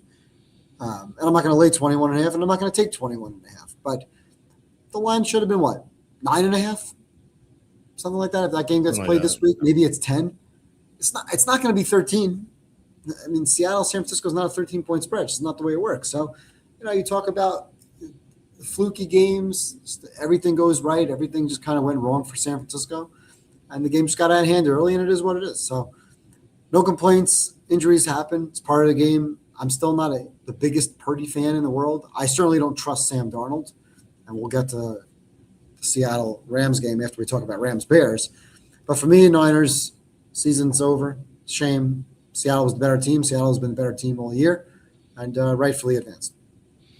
Yeah, I mean, this is over right away. Like, as soon as I flipped on the channel, it was Rashid Shaheed running back for 7. And then the Niners went for 4th down. They had that weird play with Juszczyk that didn't work. And then Seattle scored off of that. It's kind of like a rolling snowball turning to avalanche. Like, it's just like these teams are not 35 points apart. No. If they played again, it would be closer, but I think Seattle would still win. I think Seattle would win most instances of these matchups. So it's not surprising. What the big thing heading into the game was the Sam Darnold injury stuff, and Schefter even tweeted out beforehand. He's like, they don't know if he's going to start. He hasn't thrown a football since that injury. And I thought, okay, it sounds like he might be out. So let me just in case bet the Niners +7, and it did fall to 6.5. But I bet the Niners +7, thinking, okay, if it's going to be Drew Lock, this line's going to drop to 3.5. Then I could bet the Seahawks and try to get a middle or something. That didn't happen. So I'm like, oh, you know what? I'll let it ride. Have a Niners ticket. And unfortunately, it was like I said, it could just if it was real, I could toss it up, like they throw it away. If it wasn't a tax thing, of course you save all those things, of course. Anyway, so the Niners really didn't stand a chance. So Darnold had only 12 completions in this game. So it's not like I heard some people say, oh, the injury wasn't a factor. Well, I was like, he threw 12 passes. He didn't need to do anything. They could have had like a mannequin and under center, and they would have been fine because they ran all over the Niners, and they had the special teams touchdown. Kenneth Walker was amazing after Charbonnet went down. I really considered Walker over. I didn't do it because the line was so high. I think when he had 35, the line was 95 or something. I remember thinking wow, that's so high, but he went over. So but he didn't even play the whole fourth quarter because they put in their backups. So, and I think Andy said yesterday that he bet initially he had the Niners, but then he saw how it was going, so he bet Seattle, so he got out of the bet, which I think is a very smart thing to do. And you did it another way. You were betting Seattle over points. So I mean, either way, you guys nailed that correctly in game. I had nothing on the Niners pregame, and those who play teasers on some of my accounts, I said to them right away, I'm not allowing you to play the Niners in any number. So you can play Seattle money line, you can play Seattle on a teaser, but I'm not giving you Niner money. It's not going to do it. I just didn't trust it. And the Darnold crap, it was almost as if an agent or somebody said to Schefter, hey, you got to put this out there. I know. Kind of bake in the excuse just in case he shits the bed again in a big playoff game that it's coming down to injury, which is weird because he's got a $100 million contract, but almost like baking in the excuse of, hey, be careful. Yeah. If he doesn't play well, there's an outside force behind it. I didn't care one way or another. I didn't think that he was going to be affected. I never believe the injury news until I see it with my own eyes. I've seen way too many instances of Mahomeses of the world. Yeah. With a sprained ankle. They can't move. We talked about Josh Allen for weeks. I said, I'm going to handicap this game as if Josh Allen's 100%. I don't care if he's banged up. Everybody's banged up. When push comes to shove, guy's going to make a play. He has to run. They're going to run. Guy, if you can't throw the ball 20 yards downfield, he's not playing. But you shoot him up, manage the pain, injuries are no longer an excuse. If you're out there, you're out there. So I always handicap a game pregame as if the guys out there are going to be 100%. Until I see otherwise, that really will affect the game. Mm-hmm. So I don't put any stock or weight at all into Darnold. The only thing I put into Darnold for the next game, which I want to talk about Rams-Bears first, but Darnold's not good against McVay.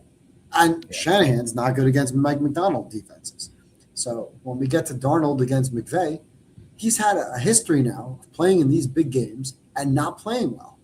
So we'll get to that, but my handicap will have absolutely nothing to do with any oblique injuries whatsoever. Yeah, it's fair. I mean, it's already another week forward, and we haven't seen anything in the injury report. Although there is something on the injury report for Seattle, which we will get to in a second.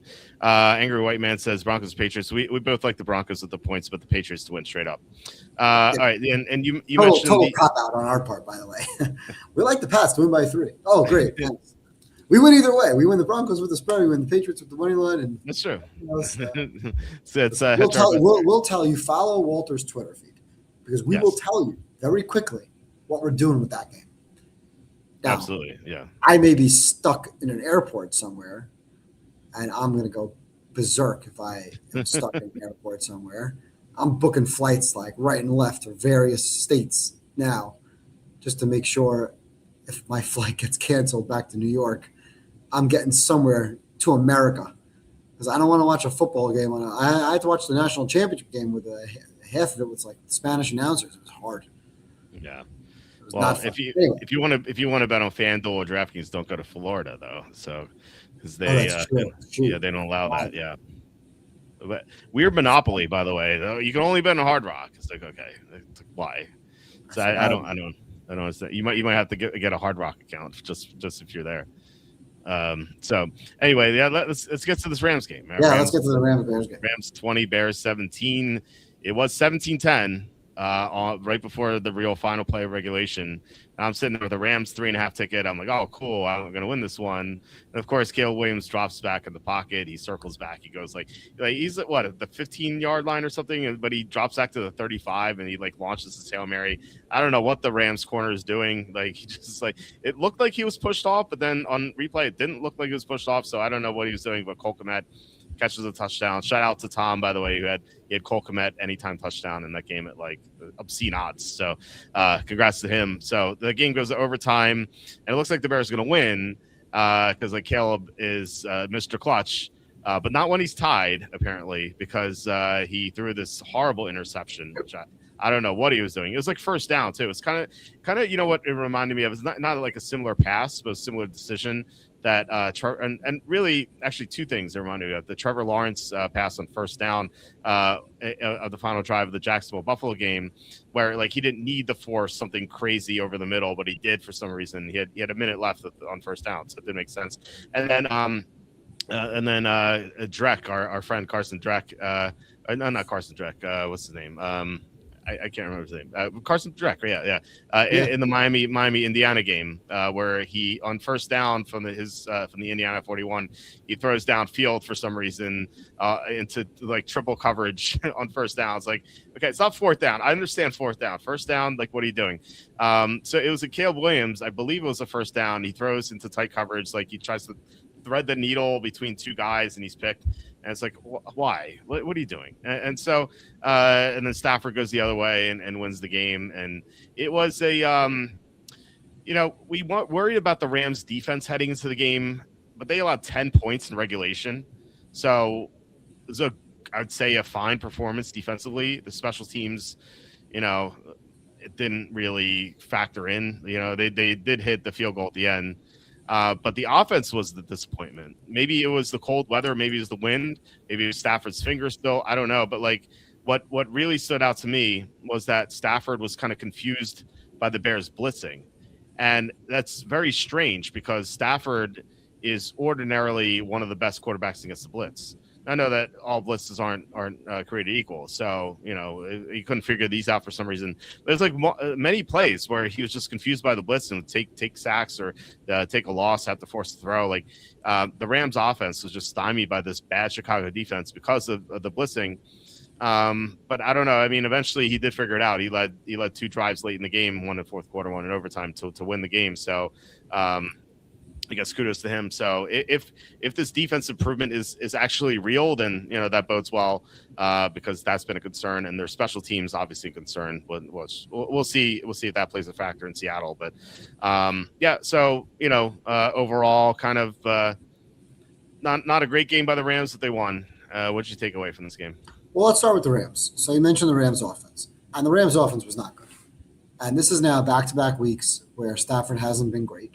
He obviously had a great drive to win the game against Carolina, but he was very erratic in that game. Now, I'm not talking about the pass to Puka, which was a perfect pass that Puka dropped. And I don't care about the injury. I don't care about the finger, because after the finger injury, he had some good plays. He had some bad plays. Before the finger injury, some good and some bad. Yesterday, earlier this week, Sunday, some good and some bad.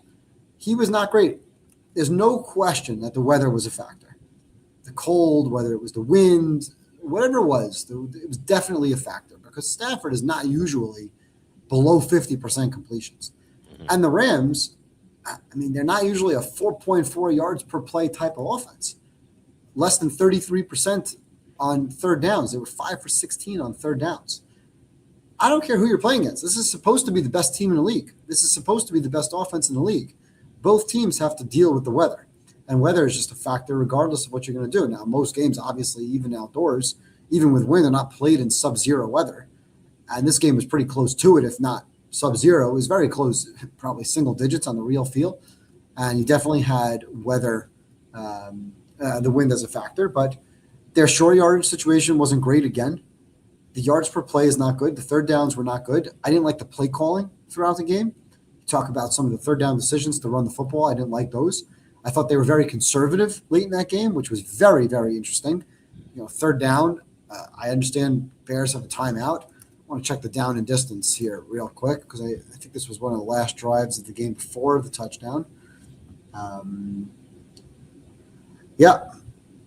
First down at the Rams 14-yard line, and they ran for -2. Okay, so that kind of set you behind the sticks, 2nd and 12. 2 minutes, 2:13 to go. Run for 2 yards. Now it's 3rd and 10. It's 3rd and 10. You got to get a first down. You got to try to get a first down. They run the ball for 3 yards. No. Ball goes to the 2-minute warning. You're not going to make the Bears call timeout there with 13 seconds to go.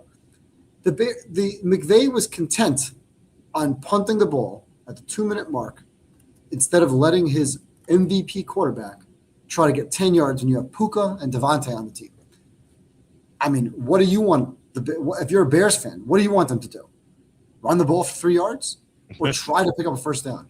That Right. was a lack of talk about Johnson's lost his balls. McVay, that was bad play calling. And it wasn't the first time in that game. So that was a really, really disappointing situation for Rams offense. And that's why I downgraded the Rams in this situation by half a point. It wasn't the defense, because the defense, listen, I get it. They gave up 31 points to Carolina. Some of those points were off the block punt, which led to a short field. I'm not going to fault this defense as much. And when you really look through the Bears, I mean, this is where we talked about before with Denver with luck. This is where Chicago, and we said this weeks ago, they were getting lucky with some of the outcomes of games, but it was getting them more confident. They were having more confidence in Caleb Williams in late game situations. The team was getting better as a whole because you had the new coach, you had a new offensive line coming together. You knew they were going to improve throughout the season. There's no question that Ben Johnson's a good coach. Is he a great coach? Let's give him some time, right? First-year coach, good coach. Did a lot of good things with Caleb this year that Caleb wasn't good with last year, like getting out of the pocket, escaping the pocket, whatever. So this team is improving, even though they were handed a bunch of games. The Giants handed them a game and fired Daboll a day later for a lack of aggressiveness on the goal line. If you remember that game, the Giants had a situation where they could have tried to go for a touchdown on like the half-yard line and opted not. Okay. The Broncos, sorry, not the Broncos, the Redskins, they were running out the clock. They were literally handing the ball off and running out the clock, and they fumbled in exchange because it was raining. Okay. The Raiders missed a field goal or an extra point. I think it was a field goal. The Bears were handed games, but some of those games, like the Giants, Caleb still had to make plays, and he got better at doing that. But here's the problem. We talk about 50-50. This isn't 50-50. I would say if I'm asked to make a percentage of the Bears' luck on some of their offensive drives, I'm going to say 25%. You know why I'm going to say 25%? Because this team often ends up with fourth down. If you look back to last week, some of the plays that Caleb has made, they're on fourth down throughout the season. His big plays, some of these crazy plays are fourth downs. Green Bay, 4th and 8. He has the unbelievable ability to complete some of these passes. That 4th and 8 last week, running to his left, being able to put the ball into a spot. There's maybe one or two quarterbacks in the league that can do that. Mm-hmm. The last pass he made this week where he's sprinting backwards, can you imagine Stafford having to do that? Stafford can't do that. Yeah. Right? Stafford would look more like Phil Rivers.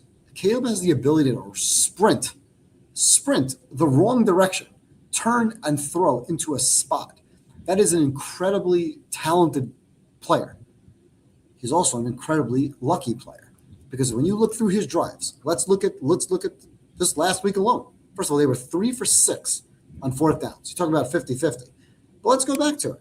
First drive of the game, they get to a fourth down. Caleb picked. Bad pick to Colston Loveland, picked off 4th and 2. It's not a difficult play to make. He throws a pick. All right. Later, next drive, 4th and goal at the 3. So what they do earlier in the drive, it's 1st and goal at the 9, 2-yard run, 4-yard run, 0-yard run. It's 4th and goal at the 3. So here you go, Caleb. Let's do it again. First drive, pick. Second drive, touchdown. Okay. Fourth drive of the game, we get down to Rams territory. It's 3rd and 1. They go 0. This time it wasn't Caleb, but it was the team as a whole. 3rd and 1, 4th and 1, stuffed. Okay, there's a miss there. Later in the game, it's 10-10. We're talking now middle of the third quarter. Caleb with a bad pick. Again, this wasn't a fourth down situation, but a bad play.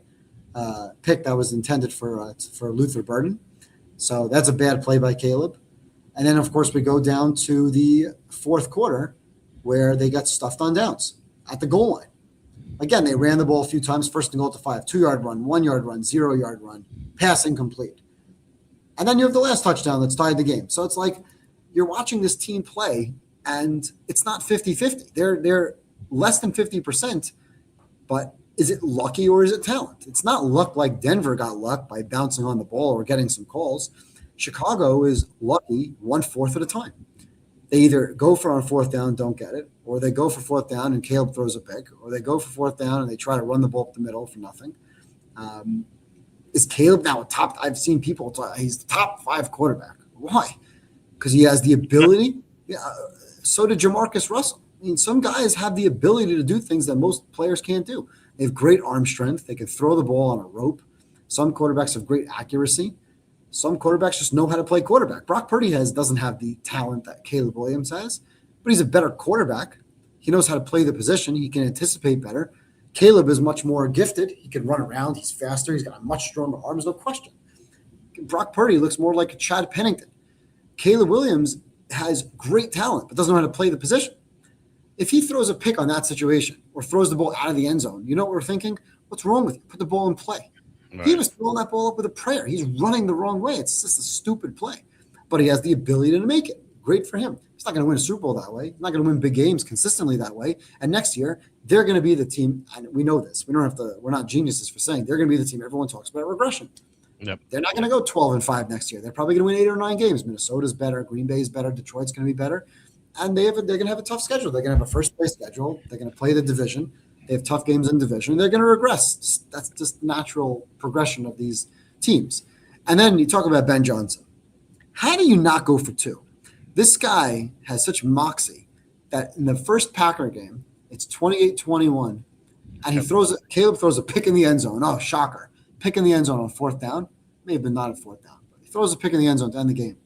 And they asked Ben Johnson in the postgame, were you going to go for 2 if you scored? 100%, he says. Absolutely. Okay, cool. So they're talking about this now in the second game, which went into overtime. Did he go for 2 in that game? I don't remember if he had an opportunity to go for 2. I don't think he did. I think they scored the touchdown. No, they got a game. No, it was a game tying field goal. He kicked extra point. So he didn't go for 2 there. And in this game, he doesn't go for 2. I said when they got the ball back with 2 minutes to go, I was trying to think about the clock. At what point would I say, if I were a coach, I want to go for 2? And I decided under 40 seconds. If there's 45 to a minute, I don't want to give Stafford a chance to come down, potentially down by 1. It's just too much time. But under 40 seconds, I think no brainer. There's no way if they don't score a touchdown, if they score a touchdown under 40 seconds, there's no way he's not going for 2. I can't believe that he decided to take the extra point, especially given the wind. It's not really a gimme extra point. You know, we've seen that before. We saw a couple of missed extra points. We saw a missed extra point by by Boswell against the Ravens. And of course, the missed field goal. So these are not gimme kicks, especially with the weather in that situation. I can't believe he didn't go for that. You're telling me that before the coin toss of overtime, you have a better than 50-50 chance of winning that game? At best, they're 50-50. And frankly, they weren't even 50-50 because they're the lesser team. They were dogs in that situation. They were slight dogs. Maybe they're 45% to win. How do you not go? And you know why he didn't go? Because he knows his chances aren't 50-50. His chances are 25%, 1 in 4. And that's why he didn't go for it. And that's why he can be a big talker and say, I'm going to go for it. I'm going for 4th downs. I'm going for 4th downs on my own 32-yard line, whatever it is. When push comes to shove, you put the big boy pants on, and it's the divisional playoff. You're at home, and he didn't go for it. With that kind of momentum, with the crowd going crazy, he decided to take the point and lose an OT. Shame on Ben Johnson. Yeah, you know, I mean, look, if he wasn't feeling it, then I don't quite blame him. I think I would have gone for it, but you know, he's the play caller. If he didn't think there was a good play in that instance, then I can understand it. So I'm not like too upset about it. I know you and Andy are pretty adamant that they should have gone for it, but I was okay. Hoping he didn't because I bet yes overtime. Of course I did. Well, I had Caleb Williams yardage to hit, and so did I. We had the Caleb Williams yardage, we had Stafford yardage, we had combo yardage, I had Puka yardage. Yeah, the combo hit, right? The combo hit. Combo hit. So, yeah. Caleb did not hit. He had 37 passing yards in second half until like that until the Hail Mary. It wasn't really a Hail Mary, but still it looked like one. We did fantastic on the game, and we did better on the game because it went to overtime. But I can't believe he didn't go, and I'm disappointed he didn't go, and he absolutely should have gone. Put the ball in your offense's hand, one play, let's win the game or go home. That's it. Yeah. And you know what? His MO in general, because you imagine if he goes for that, the team, the city just rallies around this guy. Like he's our savior. Right. Caleb and Ben Johnson. They go for 2. They're ready to win the game. And if they lose the game, listen, it's very easy excuse. We just stunned them. We just came back. The momentum's on our side. We don't want to put the ball in chance. We don't want to we don't want a coin toss to determine if we're going to get the ball first or not, because we're at a disadvantage if we get the ball first, and then we have to score, and then we give the Rams the ball 4 down territory.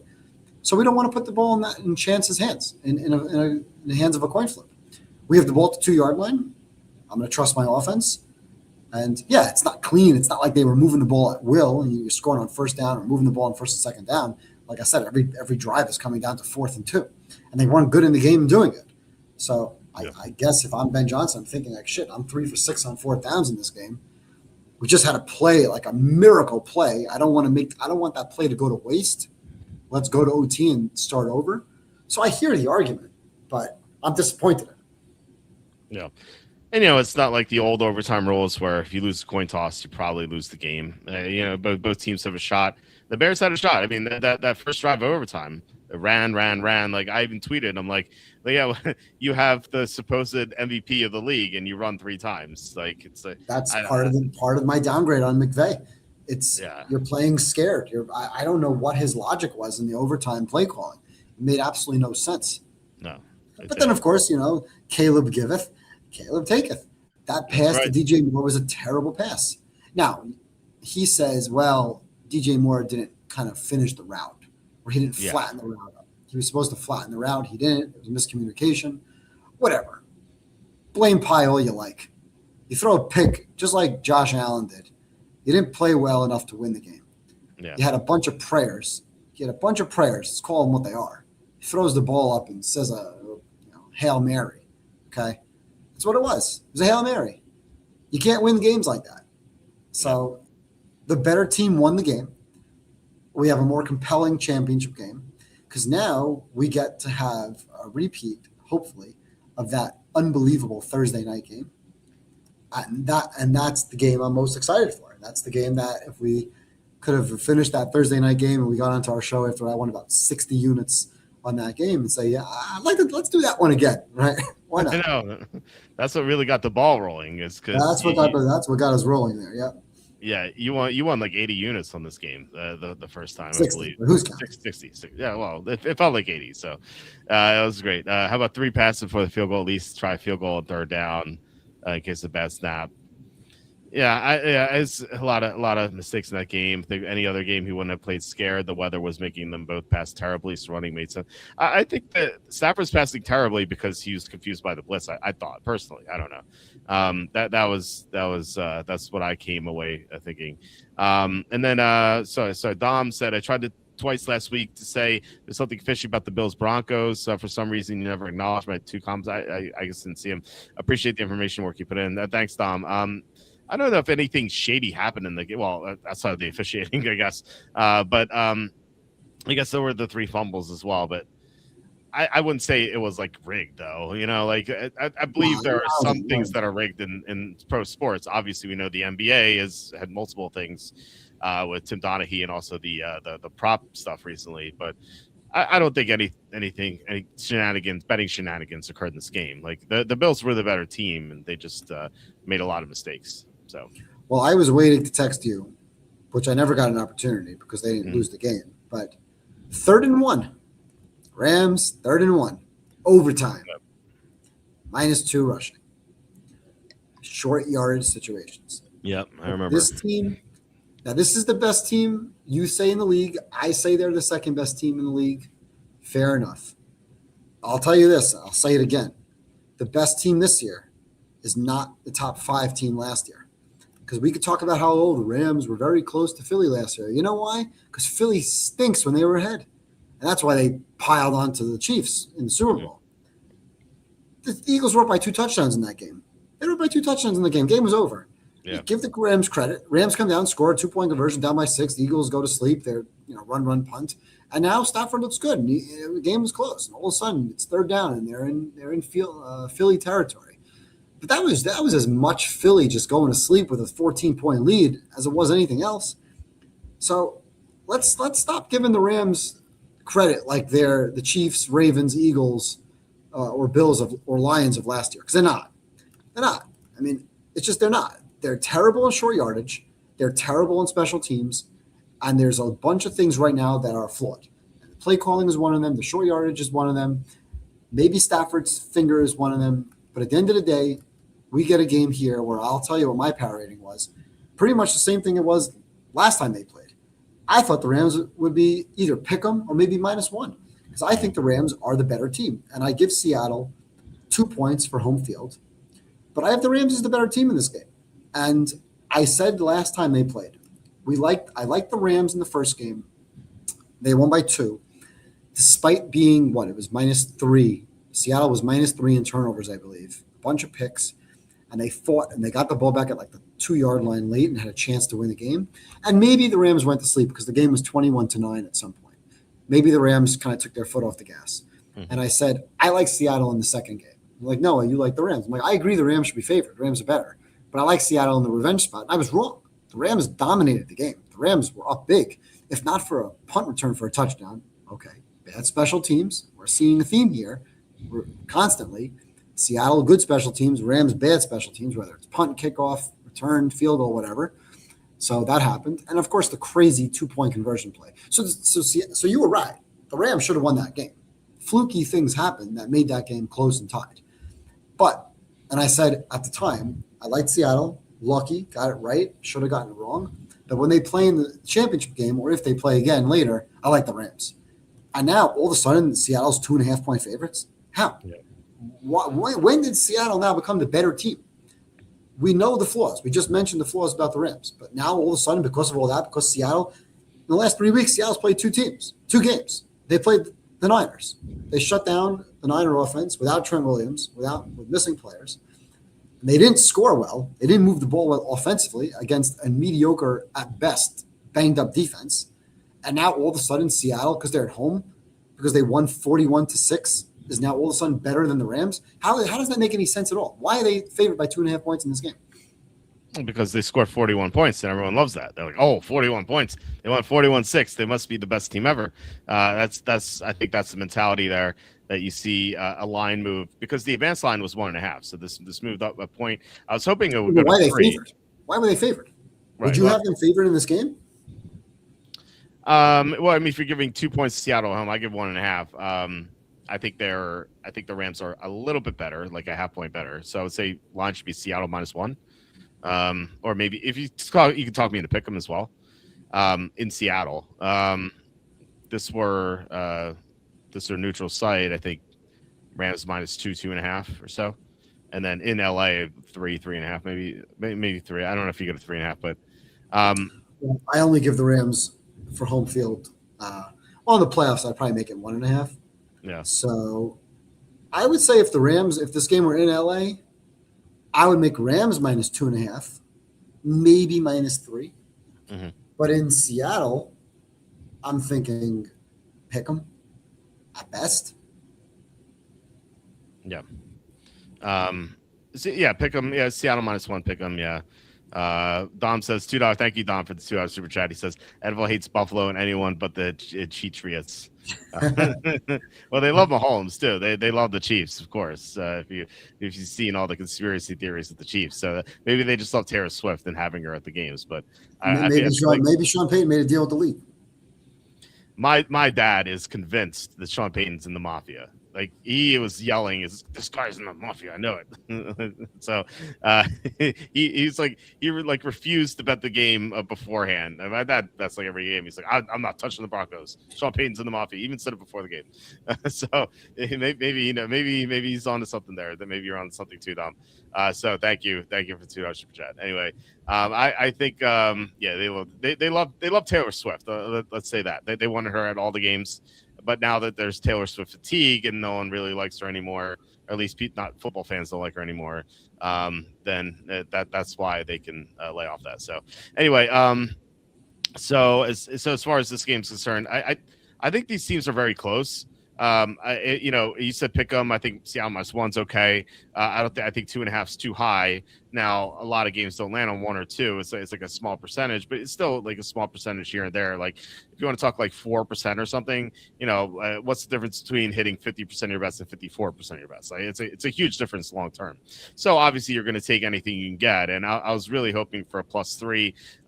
Of course, we weren't going to get it. I know earlier, 2 days ago, I think Cassandra in the chat pointed out that it was +3 -120 at Fanatics, or as I call them, scam-addicts, because they'll limit you. Like if you win one bet, you're like limited. We're not getting like a fair 3. I think BetMGM yesterday had +3 -130, which like you should I think -127. I think mathematically is the most you should lay on a 3. So like spread wise, I think that this is a little inflated, but not like incredibly inflated. But what I'm really looking at as far as this game is that the Rams defense has owned Sam Darnold, and not both games this year and the playoffs last year. Now, you could say last year they had a lot of emotion because of the wildfires, but it's not like the Vikings are just going to like lay down, roll over, and die just because of the wildfires. It's like, oh, I feel bad for you guys. Please win this game. The Vikings are still trying hard. It's just like Sam Darnold was just. He was just so discombobulated with all the pressure that they put on him, and that's Darnold in a nutshell. Whenever you get a lot of pressure on him, he folds like a cheap suit. Saw it in the first game of the season. They put a lot of pressure on him. He threw 4 interceptions. Second game of the season, they put a lot of pressure on him. He threw 2 interceptions. So 6 picks in 2 games this year, plus the picks from last year. I forget how many he had in the playoffs last year, but like he's been awful against these Rams in the past 3 games, and I don't know if anything's going to change. Now, you could say the Rams defense has gotten worse in the second half of the season. They had 2 bad games against Carolina, bad game against Atlanta, but like I don't think they had the same intensity in the first Carolina game or the Atlanta game as they're going to have in this one. Even in the playoff game, it was a playoff game, but like they entered as 10.5-point favorites. Like I think they kind of knew that they're going to win. They won the lottery as far as matchups are concerned. Like they didn't have to go to Philly. They got to go to Carolina. I think they assumed it's kind of like an exhale, like kind of like the Patriots had with the Broncos. Like it's like, whoo, we get Carolina. No, this is nice. We effectively get a bye. So like they're going to play a lot harder here, and I think that if the last game is any indication, then their defense is going to be better than what we saw in those games at the end of the season. So I think that there's a good chance the Rams defense rebounds and plays well, kind of like they did in the first game and a half or game and 3/4 of these first 2 matchups. I think Darnold throws multiple interceptions this game. I think Rams defense to score a touchdown is definitely potentially a good bet. I don't know what the line is. I didn't look, but if it's good, if the line's high enough, then I would be willing to take it. But I like the Rams in this game, and you hinted that you like the Rams earlier. You said you planned on betting the Rams. Is that still the case here? Yeah. I have the Rams. I have the teaser with New England and the Rams teased up. And I have the money line parlay with the Rams and the Patriots again. So those are the 2 plays I have going in. There's a couple of fundamental things that I like in this game. First of all, we saw last time these 2 teams played, Seattle had no answer for Puka Nacua. None. What do you have in that game? 225 yards receiving. I get it. There was overtime, but Puka was just unstoppable. 12 catches, 225 yards, 2 touchdowns on 16 targets. He was just absolutely unstoppable. Now, Darnold, you mentioned the Darnold, and again, I'm not going to talk about the oblique. Let's pretend the oblique doesn't exist. Let's go into the game factoring him at 100%. The first half of the season, first 8 or 9 games, Darnold was number 1 in the league. He was over 10 yards per pass attempt. That's dropped now in the last half of the season. He is now he's at 8.4 yards per attempt, which is excellent. Number 2 in the league for the season. But in the second half of the season, he's at 6.6 yards per pass attempt. So that's a big drop-off. Let me give you context on 6.6 yards per pass attempt. Okay, we're going from 10 to now he's at a combined 8.4. Okay, number 2 in the league, excellent, right? Everyone talks about Seattle, excellent pass game. But the last 9 games, 6.6 yards per pass attempt. For this season, if you were at 6.6 yards per pass attempt, you are number 25 in the league, tied with the Minnesota Vikings. So in the second half of the season, Sam Darnold has basically been the Vikings quarterback. Okay. The other thing about this game, and Kenneth Walker had a great game first time they played, or second time they played, last game. 11 carries for 100 yards with, of course, the 155-yard run. So really 10 carries for 45 yards when you take away the big one. But we can't take away the big one because the big one happened. But they're not an efficient running team. They like to run the ball, but they're not an efficient running team. And for the season, I just want to see their rushing overall because Seattle likes to run a lot, but they are number 25 in the league at 4.2 yards per carry. Now you have no Charbonnet. Charbonnet is out. And they like to mix and match with these two running backs. They do not like Kenneth Walker to get 20, 25 carries. He's not that type of back. He's not a guy that gets that kind of volume. So I wonder if they give him that volume, because if they don't, who are they going to give volume to? Going to run some end arounds with Rashid Shaheed? I mean, what? Charbonnet gets 9, 10 carries a game. Mm-hmm. And Kenneth Walker doesn't go for 20. Or are they going to be more pass happy? So if the injury is anything to think about, then maybe they don't go as much with Darnold, and they're running the ball a little bit too much with Walker, and he's not as efficient, especially late in the game, against a very good, I still think Rams have a very good defense, a very good line. They have a good pass rush. They have a good run defense. I think they're a solid defense up front. They're not the Texans, but they're a solid defense. I don't trust Darnold to make plays in this game, and I don't trust the running game in this game. And I trust Stafford and Puka in this game, if they have to be efficient.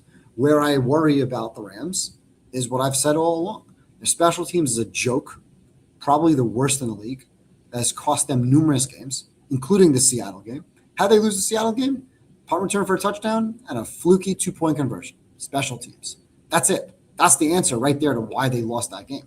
Not because of Darnold, not because of Stafford, and not because of the other big flaw for the Rams, which is their short yardage. And now I'm going to throw in the play calling, because last week the play calling was a joke.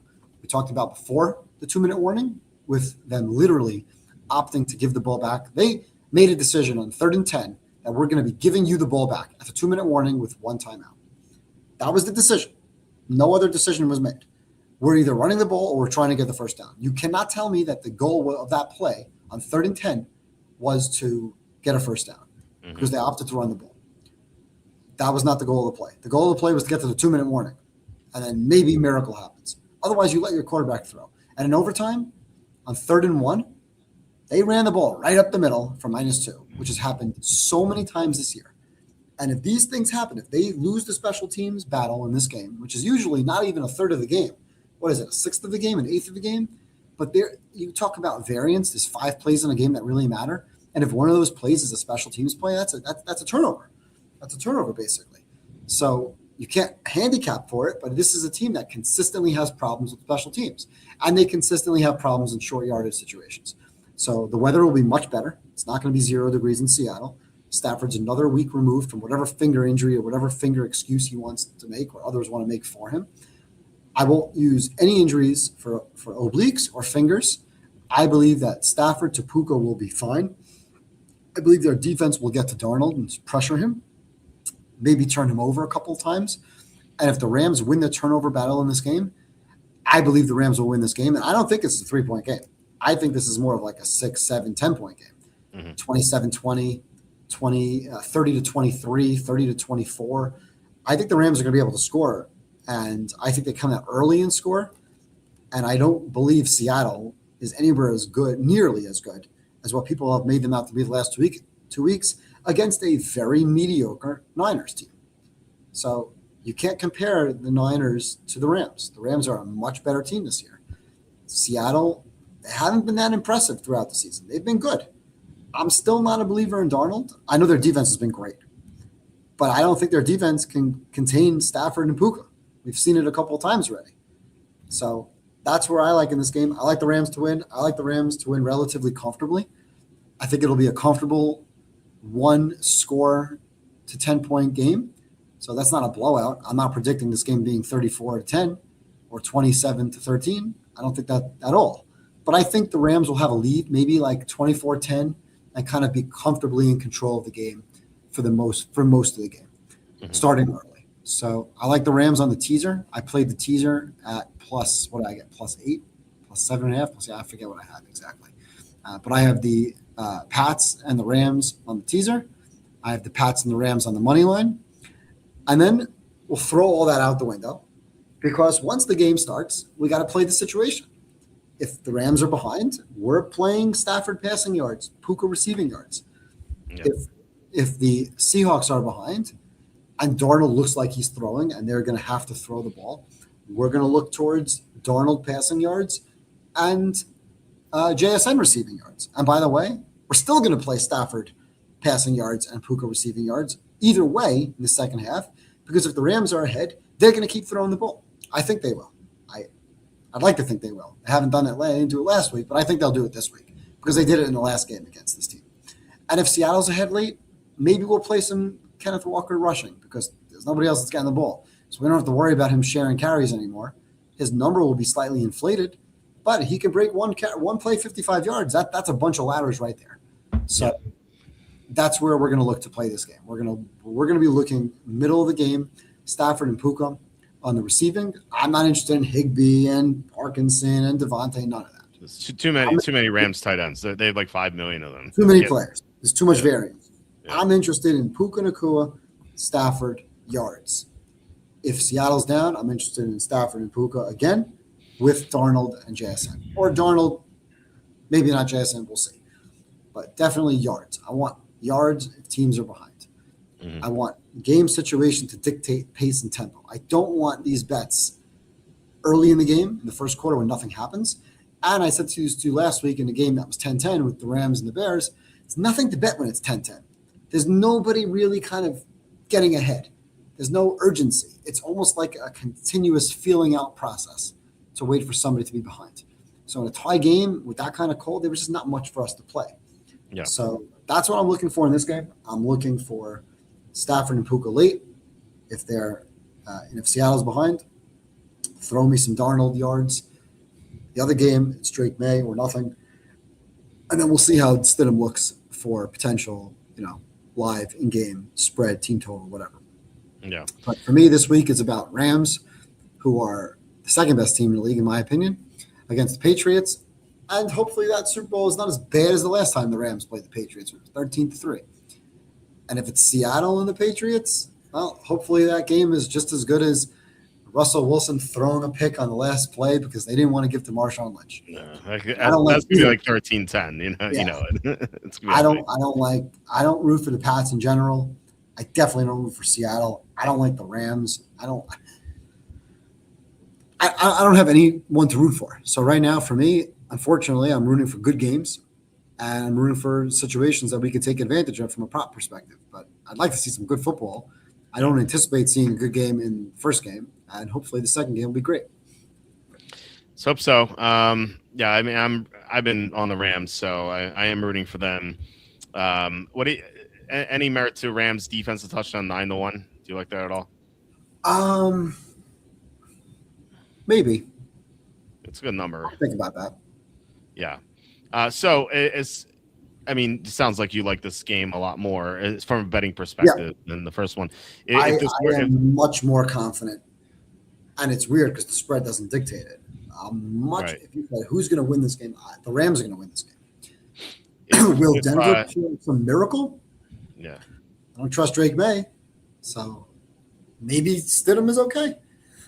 Maybe Stidham is just as good as Knicks. If this were regular season and we had to decide for the contest, would this be a contest play for you?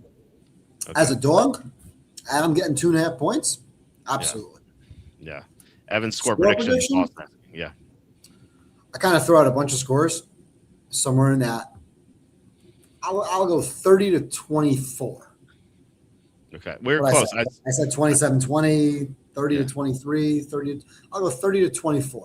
Okay. I'll say the game is a 14-point game at some point, and Seattle will score and maybe go for 2. And lose. Yeah, we're close. You said 30-24. I said 27-24. So we're in the same ballpark there. What's the total? I believe it's 46.5. I like the over. Yeah, I like the over. I like the over in both games, particularly in this one. So the I the like over. the over, but I wouldn't. But again, I'm not betting these overs because I don't want to be stuck on the first quarter because the first six, Right. 7 minutes of these games, nothing can happen. You Yeah. get that Not. feeling Yeah. out, clock's running, both teams are running the football. Next thing you know, there's 7 minutes on the clock and someone's going for a fourth down and they don't get it. And now your over is screwed. Yeah. As and But like. in the fourth Um, quarter, you get 14, it's 14-7 in the fourth quarter. You get 21 or 24 points in yeah. the fourth quarter. Yeah. Unless there's a kickoff return right away, Yeah, that's what you're rooting for in I'm that not betting the scenario. over. I'm not Yeah. betting the over in either game. You're right about the under just kind of drain. It got just drops in the first 6 minutes. Yep. So if you like the over, just bet the over after both teams have had a possession or something. Yeah, like Right. that's what you should do because I compared it to like a boxing match or something like they're gonna throw some jabs in there, kind of feel each other out. Like they're not gonna go crazy until they kind of get a feel for each other. So it's kind of the same thing in the playoffs. In most football games, so particularly the playoffs, you don't see many fireworks right away, but then And it gets going. the old trick is to take the first half under Yeah. and play it back over a couple minutes later. You can't like the over in favorites. That's funny. I mean, I think we both said we like Denver in the under in the first game. Yeah, we're on the underdogs Oh in no, both games. you're on the over because you said 23-20. That's the over. I like the Oh under in the yeah, first game. yeah, I like the dog and the under in the first game, yeah. We're and on I both like dogs. the dog and the over. I like Yeah. the dog and the under in the first game, and the dog and the over in the second game. Yeah, I don't think Don was talking about us. I think he's in Oh, general. okay. They're saying in general because we're on both dogs. We're in Yeah, dogs in I'm on both both games. dogs. If I'm picking these, I'm on both dogs. I'm betting the Rams, Yeah, but I'm betting them. I'm cheating with the Rams because I'm betting them on a teaser, and then on the second bet, I'm playing money line. So that's a different story. So I'm playing the Rams money line. My goal, of course, is to obviously go into that game where I have equity in the Rams. I'll have the teaser on the Rams. I'll have the money line on the Rams, and I believe the Rams will come out early. And then when they do, if they do, I'm immediately betting Seattle. yeah, yeah. That's how I'm playing this game. Yeah, that makes sense. Maybe not immediately betting Seattle. I shouldn't say immediately betting Seattle because I'd like to get real value. So if I'm going to get Seattle, I'm probably not touching Seattle anything worse than 3.5 plus 3.5. Yeah. Well, yeah. Make sure you get the key numbers, of course. Yeah. So watch your moment clear. Yeah. By the way, I mean the public's betting these favorites. Their favorites and over are winning every single game in the playoffs. Freaking mind-boggling. Well, I mean, the public's got murdered this year. But in the first round of the playoffs, the public was great.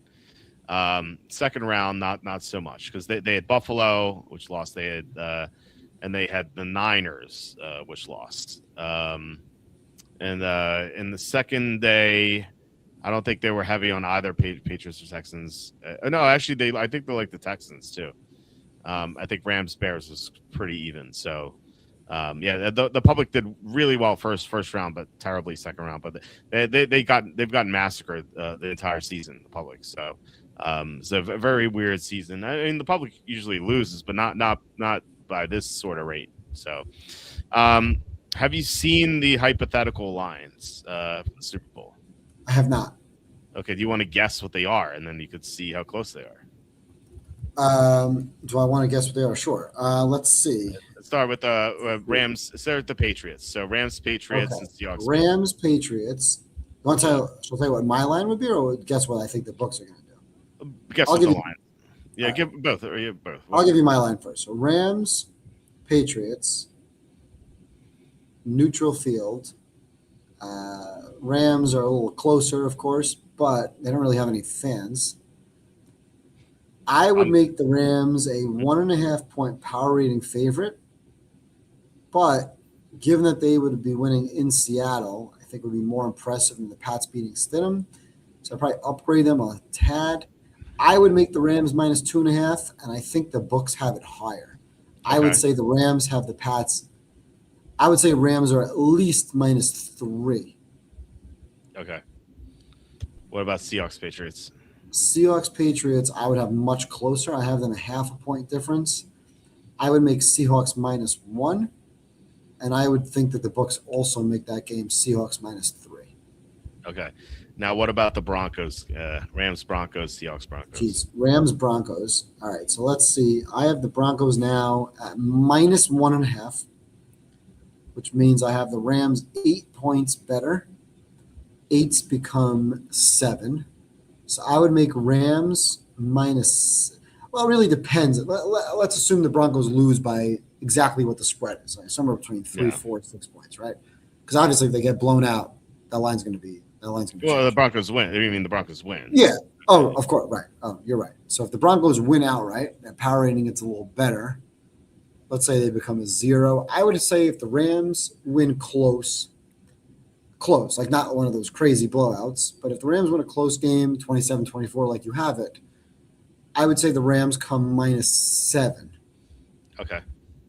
And Rams would be -7 against Denver, and I would say, no, the books are going to have that higher because the books have New England -5.5, but 4.5 on the road. Mm-hmm. So it would have to be higher. But again, like to your point, if the Broncos win, I would make the line 7, maybe 7.5. I would say the books probably have it between 7.5 and 9.5. Mm-hmm. And Seattle, I would think the books. I mean, listen, the books have the Rams and Seahawks probably power rated equally, given that the line's 2.5. So I would say the books have also 7.5 to 9.5, but I would make Seattle a little bit less. I'd probably have Seattle -6.5, maybe 7, and the Rams somewhere 7.5 to 9.5. All right. Well, let's look at what they are. So the hypotheticals: Seahawks are -7.5 against Denver, which you said 7.5 to 9.5. So you are right there. Seahawks over Patriots is -3.5. You said 3. So a half a point higher. LA. I would make that line less. I would make that line Seahawks over Patriots. I would make Seattle -1. Yeah, I agree. So I would bet if the games hold exactly as this low scoring, whatever games, close games, I would absolutely take New England +3.5 in that game. Yeah, me too. Rams -8.5 over Denver. So interesting. The Rams are favored by. I said 7.5 to 9.5. So we're right there. Yeah, Rams favored by 1 point more. Yeah, than the Seahawks there you are. go. That's what makes no sense to me. Why the hell are the Rams +2.5 in this game? Makes no sense. And Rams -3.5, same line as the Patriots. So I said 3. So once again, I would take, if I'm getting a hook in the Super Bowl, knowing nothing else about what happens this week, which will matter to me, I will be taking the hook. Because I don't believe it's a gimme. I believed all year that New England, even going back to the Bills game where we were, that was like my best bet of the year at the time. I'm like, I'm getting New England +7. I think this team is going to compete. And I don't love them laying, but I'll take the hook. Yeah. That makes sense. So we had yeah, I agree. We had a boss saying I like quorum over 27.5 yards. Any thoughts on that? No. You don't? Why not? I don't have any thoughts on it. It's not okay. I don't agree, but no, I don't have thoughts. Because to me, like, it totally comes down to game situation. If the Rams are behind, you want quorum over 27.5 yards? No, you don't. Yeah, exactly. I mean, this is something you could easily bet live. If the Rams are ahead at halftime, you're going to get a great number. So yeah, the Rams are up 17-7 at halftime. Absolutely, give me quorum over 17.5 yards for the second half. Great. Yeah. But if the Rams are down 17-7 at halftime, quorum, throw that ticket out, sell it for nothing. You're not going to be able to give that ticket away. Right. This and one thing I wanted to bring up about the Rams Seahawks game is something I mentioned last night. So the 40-point thing is something that I think that people look at. Now I'm not a big trends guy. I used to be not a big trends guy, but I found it interesting that playoff teams that score 40 or more points in the next playoff game, they're just 12-21 against the spread. This is dating back to 1989. So they've not done well at all.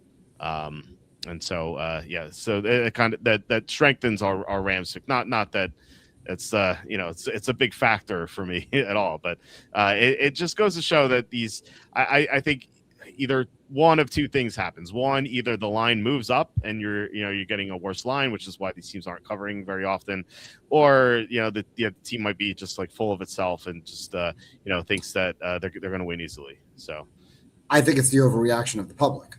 Yeah. Yes, moving the line, right? Yeah. So, and this line did move. It moved the whole point because the advanced line, as we said, was 1.5. Now it's 2.5. So, two games fall on two. Let's see. I actually have it here. 2.1% of the time. So you're getting a 2.1% difference. Which is worth something. What's the difference between 51% and 53.1%? It's pretty big deal, long term. So you take whatever you can get, even though it may not seem like a lot, but in the long run, it is. So if you got a 2% edge on every single bet you made, and you're making like millions of bets throughout your whole life, it's a big deal. May not matter from game to game, but it will matter at some point. So can we have a little teaching moment here? Because I see a comment. Which comment are you looking at? About odds. Who said it? An Eagle. Make Eagle says, I think Seattle and the Patriots are winning, and instead of betting a money line parlay at plus 124, I bet Seattle to beat the Patriots at plus 240. We'll see who's right. I'll tell you what, Can't Make Eagle. I'll give you 3-1 right now. Wow. Let me explain to you why. You should absolutely bet the money line parlay at plus 124.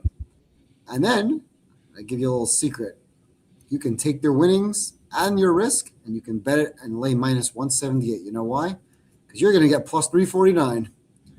And that's why I'm offering you 3-1, because I'll buy your ticket right now at plus that 3-1, and I will hedge it and scalp it, and I can't lose. You cannot play that at plus 240, because I, in 5 seconds, just figured out that bet pays plus 350, not plus 240. So you don't bet Seattle plus 240, Seattle over Pats at 240. You bet the money line parlay at plus 124.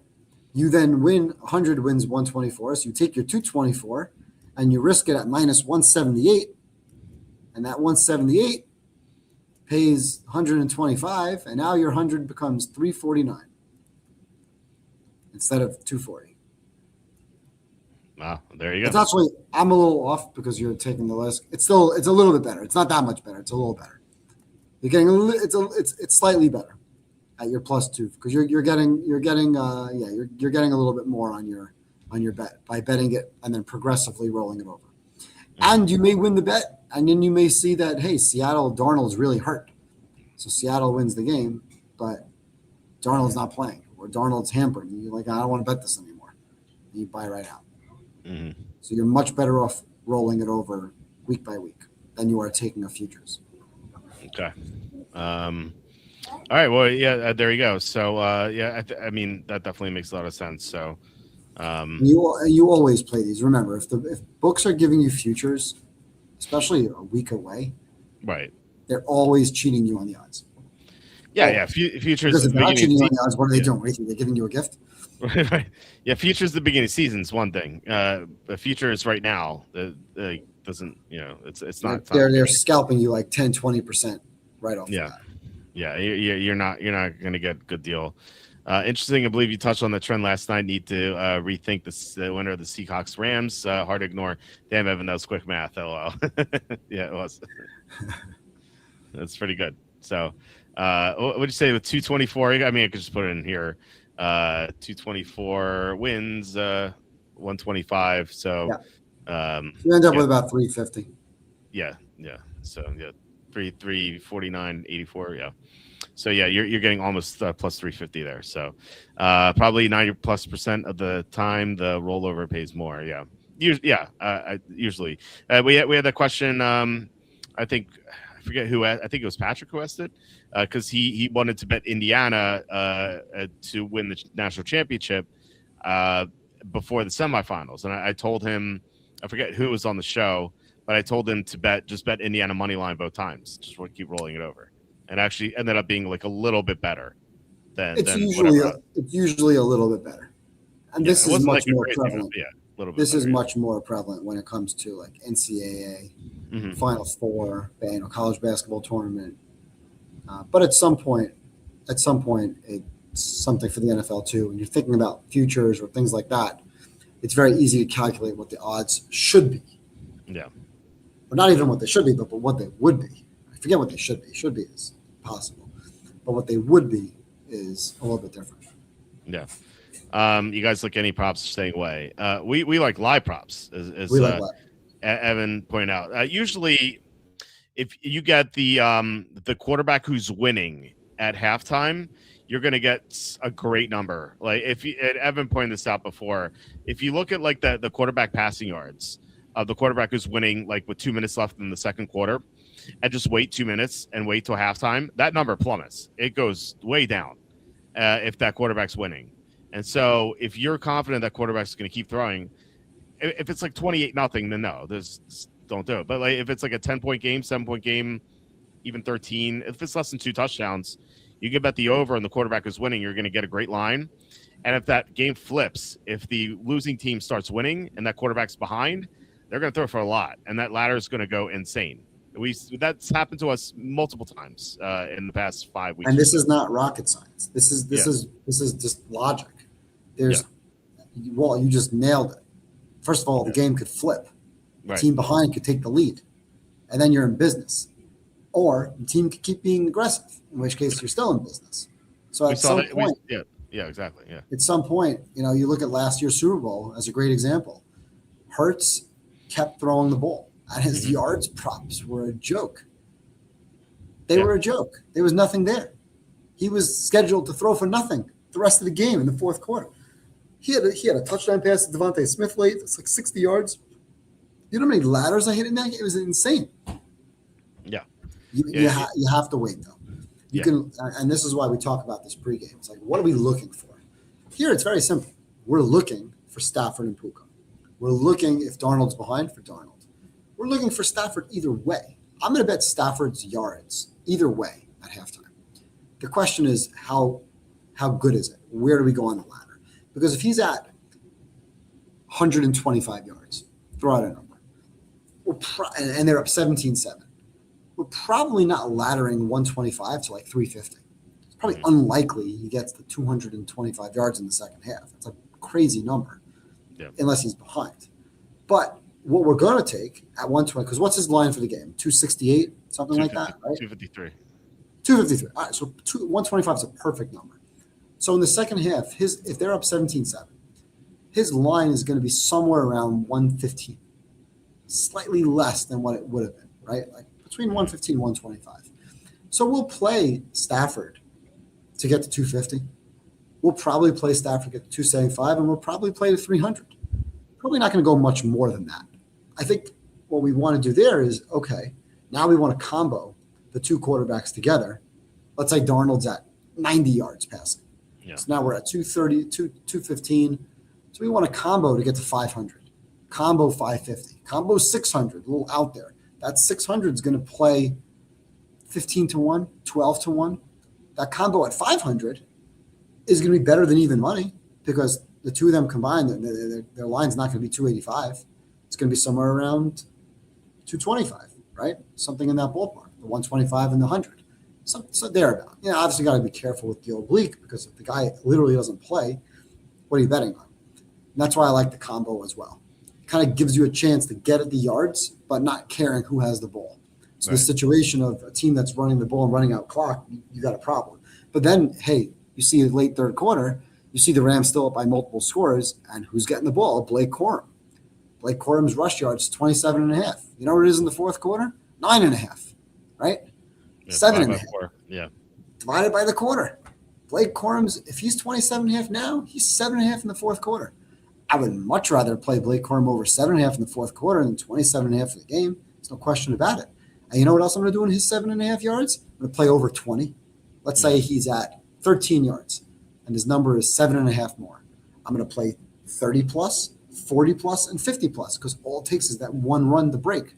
You look at Kyrie Williams. How's he playing? Well, he's got 65 yards. What's his rush total?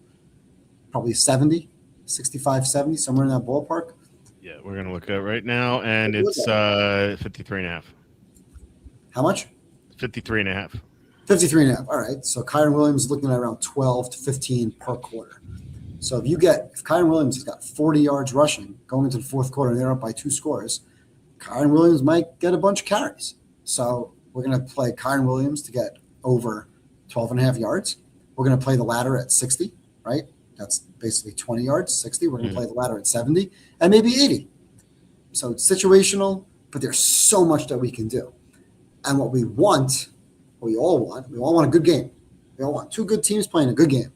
We all want 2 good teams. We don't want to see Pats Texans where nothing's happening. Right. We don't even want to see Bears Rams where nothing's happening. It's a slow game. We want somebody to be behind where we think we know that Stafford will keep throwing the ball downfield, and we know that Seattle has to throw the ball downfield, and they have to move with some sort of speed. We could look at team totals. There's so much we build a portfolio, and in that portfolio, we want some Sam Darnold. We want some Darnold yards. We want some Stafford yards. We want some Puka yards. We want some Kyron yards. We want some combo yards. We want some team totals. And the downside is, you're watching a game where you're kind of watching like a stock market, where you're watching the markets move. Is that enjoyable? To some it is, to some it's not. I can't fault you if it's not. Great. Enjoy the game. Watch the game. Have fun. But for some it is.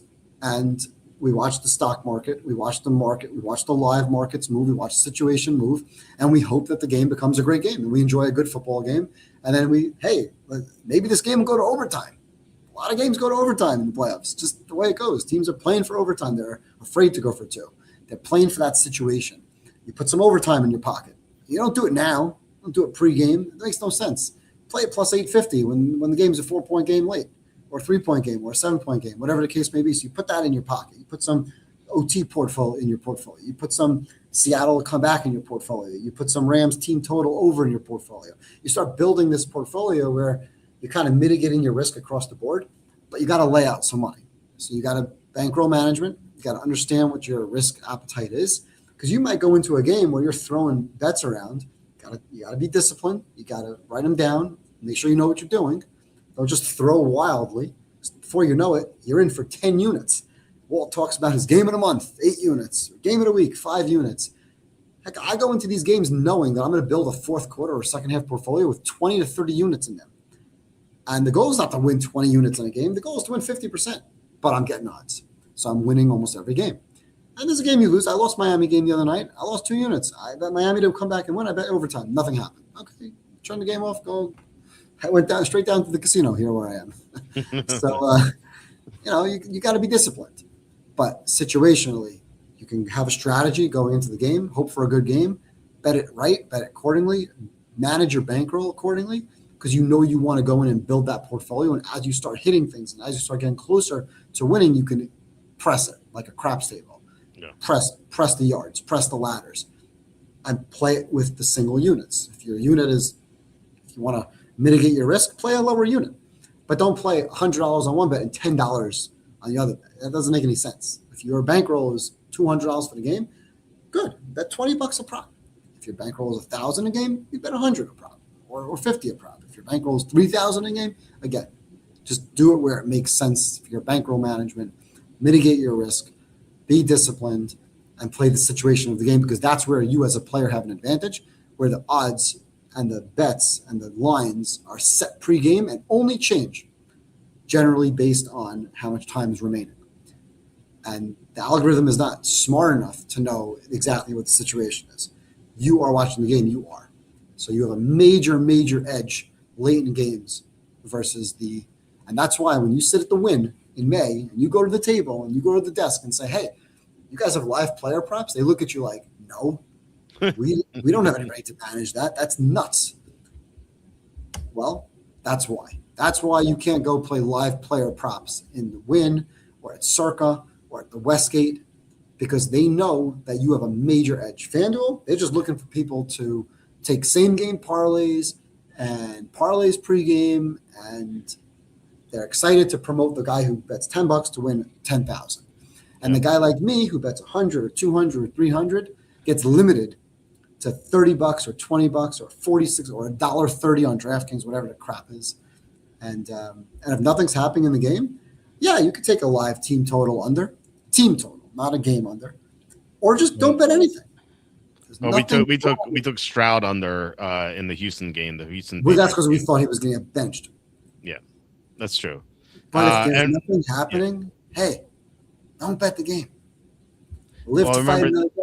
that remember the Vikings Lions game in week 17, the Christmas game, where like Max Brosmer's passing yardage prop was like 114 at halftime.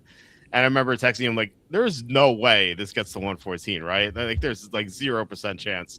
So like that was, that's something you could do. It's just like Play the situation. if the quarterback's like absolutely miserable and like is looking What did you awful, get Stroud at last week? Under like I- 124 or 224 or whatever it was? It's 224 or something. Yeah, it won by like 20 yards. Yeah, so it still won. Yeah, You just don't have to play it. I know it's a championship game and football season's over and that sucks. Hey, come back. I'll come on the show in a couple of weeks for March Madness. And I taught Walt how to live bet WNBA and he was like, you were like loving that WNBA. WNBA is crazy. WNBA paid your under mortgage is for a crazy. couple of months. It was like 80% hit rate. It was Yeah. crazy. There's other things. If you really want to bet sports smart, there's plenty of things to do. Just because we all want to watch a Super Bowl, we all want to watch a football game, that's great. But no reason to go crazy. If it's not there, it's just not there. Yeah. It's been an unbelievable season. Listen, it's the first year since 2007 and I'm under 50% ATS on straight picks for an entire season. It's been a miserable picking season. I can't remember ever since I started tracking my own ATS picks that I've had at season under 50%. But I mean, dollar wise, ROI wise, percentage of bets won. I'm not going into these games with any sort of money on spreads. I am playing pregame teaser and moneyline parlay. It's not the smartest, wisest, sharpest thing to do. But I also know that's going to be like 1/50th of my action or 1/20th of my action, let's say. This is only 2 games. So, yeah, I mean, listen, it's fun. We hope for good games, but play the situation. Yeah, absolutely. Yeah, I mean, we could do like quarterback rushing yards, not in this game. Yeah, I don't see quarterback rushing yards in Stafford and Darnold. Right, but as you said, Drake May, particularly if he's behind, he's more likely to run because it's kind of like desperation mode. And generally, like when a players or a quarterback's behind, their rushing yards like aren't like very high. I think the algorithm gets screwed up because when a team's up, they're going to run more, like typically. But and I think they kind of feed that into the quarterback by accident, and like they just don't like factor that in correctly. That at least that's what I've found. So you can get like a good deal on the quarterback behind. Quarterback rushing yards are tough. Depends on the situation. May now is such a big number. It's really hard to go in and bet over 40. Even Josh Allen last week, 36.5. These are big numbers to play into. Let's see what that is. Actually, Drake May over rushing yards, 30.5. Actually, that seems like pretty reasonable. 30? I can't see 30.5. Yeah, I mean, listen, it's obviously reasonable, but there's no reason to bet that now. Right. It means you're looking at 15, 6, 7 in the fourth quarter. Yeah, because if the Patriots, I'll tell you when is a good time to bet that. If the Pats get the ball with 2 to 3 minutes to go before halftime. Yeah. That might be a time because that's a situational drive where you can get a big run. Yeah, the 2-minute drill is usually quarterback rushing and running back receiving. Right. In a 2-minute drive, you might get lucky on that right before halftime. But I wouldn't go crazy because again, it's a bet where if he doesn't run the ball on that drive, that number is going to drop precipitously. Odds better, lower number. 2 minutes later, and you're going to feel like, oh man, now I'm at 26.5, or now I'm 24.5, and I could have gotten 30. I could have gotten 30 plus at like plus 140, plus 160, something like that. Yeah. So we play a little bit. Like I did this 2 weeks ago with Trevor Lawrence. And he had a run right before halftime. I'm like, oh, that's great. I just bet this 2 minutes ago. It's fantastic. Won already. Let me bet it again. Yeah. So, look at the Patriots are up like 17. Scroll up. I want to see Drake May's ladders. What's his 40 and 50? Because you can't bet that now either, but just curious. It's 40 and 50. 40 is plus 174. 50 is Yeah, plus 320, and then that's not 60 is enough plus juice. 550. That's not enough Yeah. juice. Yeah. That's not worth it. Yeah, you'll get better numbers later. But Yeah, what I'm saying is that's that, where you're looking at receivers, yeah, guys who can get a big play. yeah. If What's yeah, Ramondre Stevenson receiving yards? let's see, 18 and a half. You want to look 18 and a half. So what's his ladder like 30, 40? Because you talk about a guy who could break a screen for whatever. 200 Yeah, to that's 390. not enough. Not enough. Yeah. Waste of time. Okay. Just curious. Yeah. Yeah. As far as Mays, right? Like if the Patriots are up like 17-0, then you don't want to be holding that ticket because like Mays not going to be running at all in the second half. So that's why we say like not getting any screen passes. Exactly. So yeah, wait for most, you wait till halftime. But as you're saying, quarterback rushing or running back receiving, wait till like maybe like 3 minutes left, see if they're going to get the ball, and then that's when you bet it. So, I guess will Stroud be the starter next year? He was so bad, Davis Mills is better. I suspect he's going to. I'd be shocked if he's not the starter week 1, but he's not going to have this long leash. I'll say that after this performance. So, all right. Anything else before we head out? No. One last thing. I said Tom's picks. I don't think he had anything for this actually. He says he thinks the Rams haven't made a final decision. Okay, so nothing burger there. But Tom likes Denver more than this game. So, but he's leaning toward the Rams. So, like I said, no show tomorrow. Tom's traveling. And I usually don't like to bring in a replacement on Friday because it's like. Well, especially on short notice like this, but like Friday, generally people are out anyway, and so it's hard to find a replacement. But we talked about these games ad nauseum already, so not much left to see. Right? Yeah. Well, I can't wait for the games. It'll be fun. I was like forget. Like I'm thinking like, okay, Saturday's 2 days away to a game. I'm like, oh wait, there's no Saturday games. I wish it was like one. I almost wish it was like one game Saturday, one game Sunday.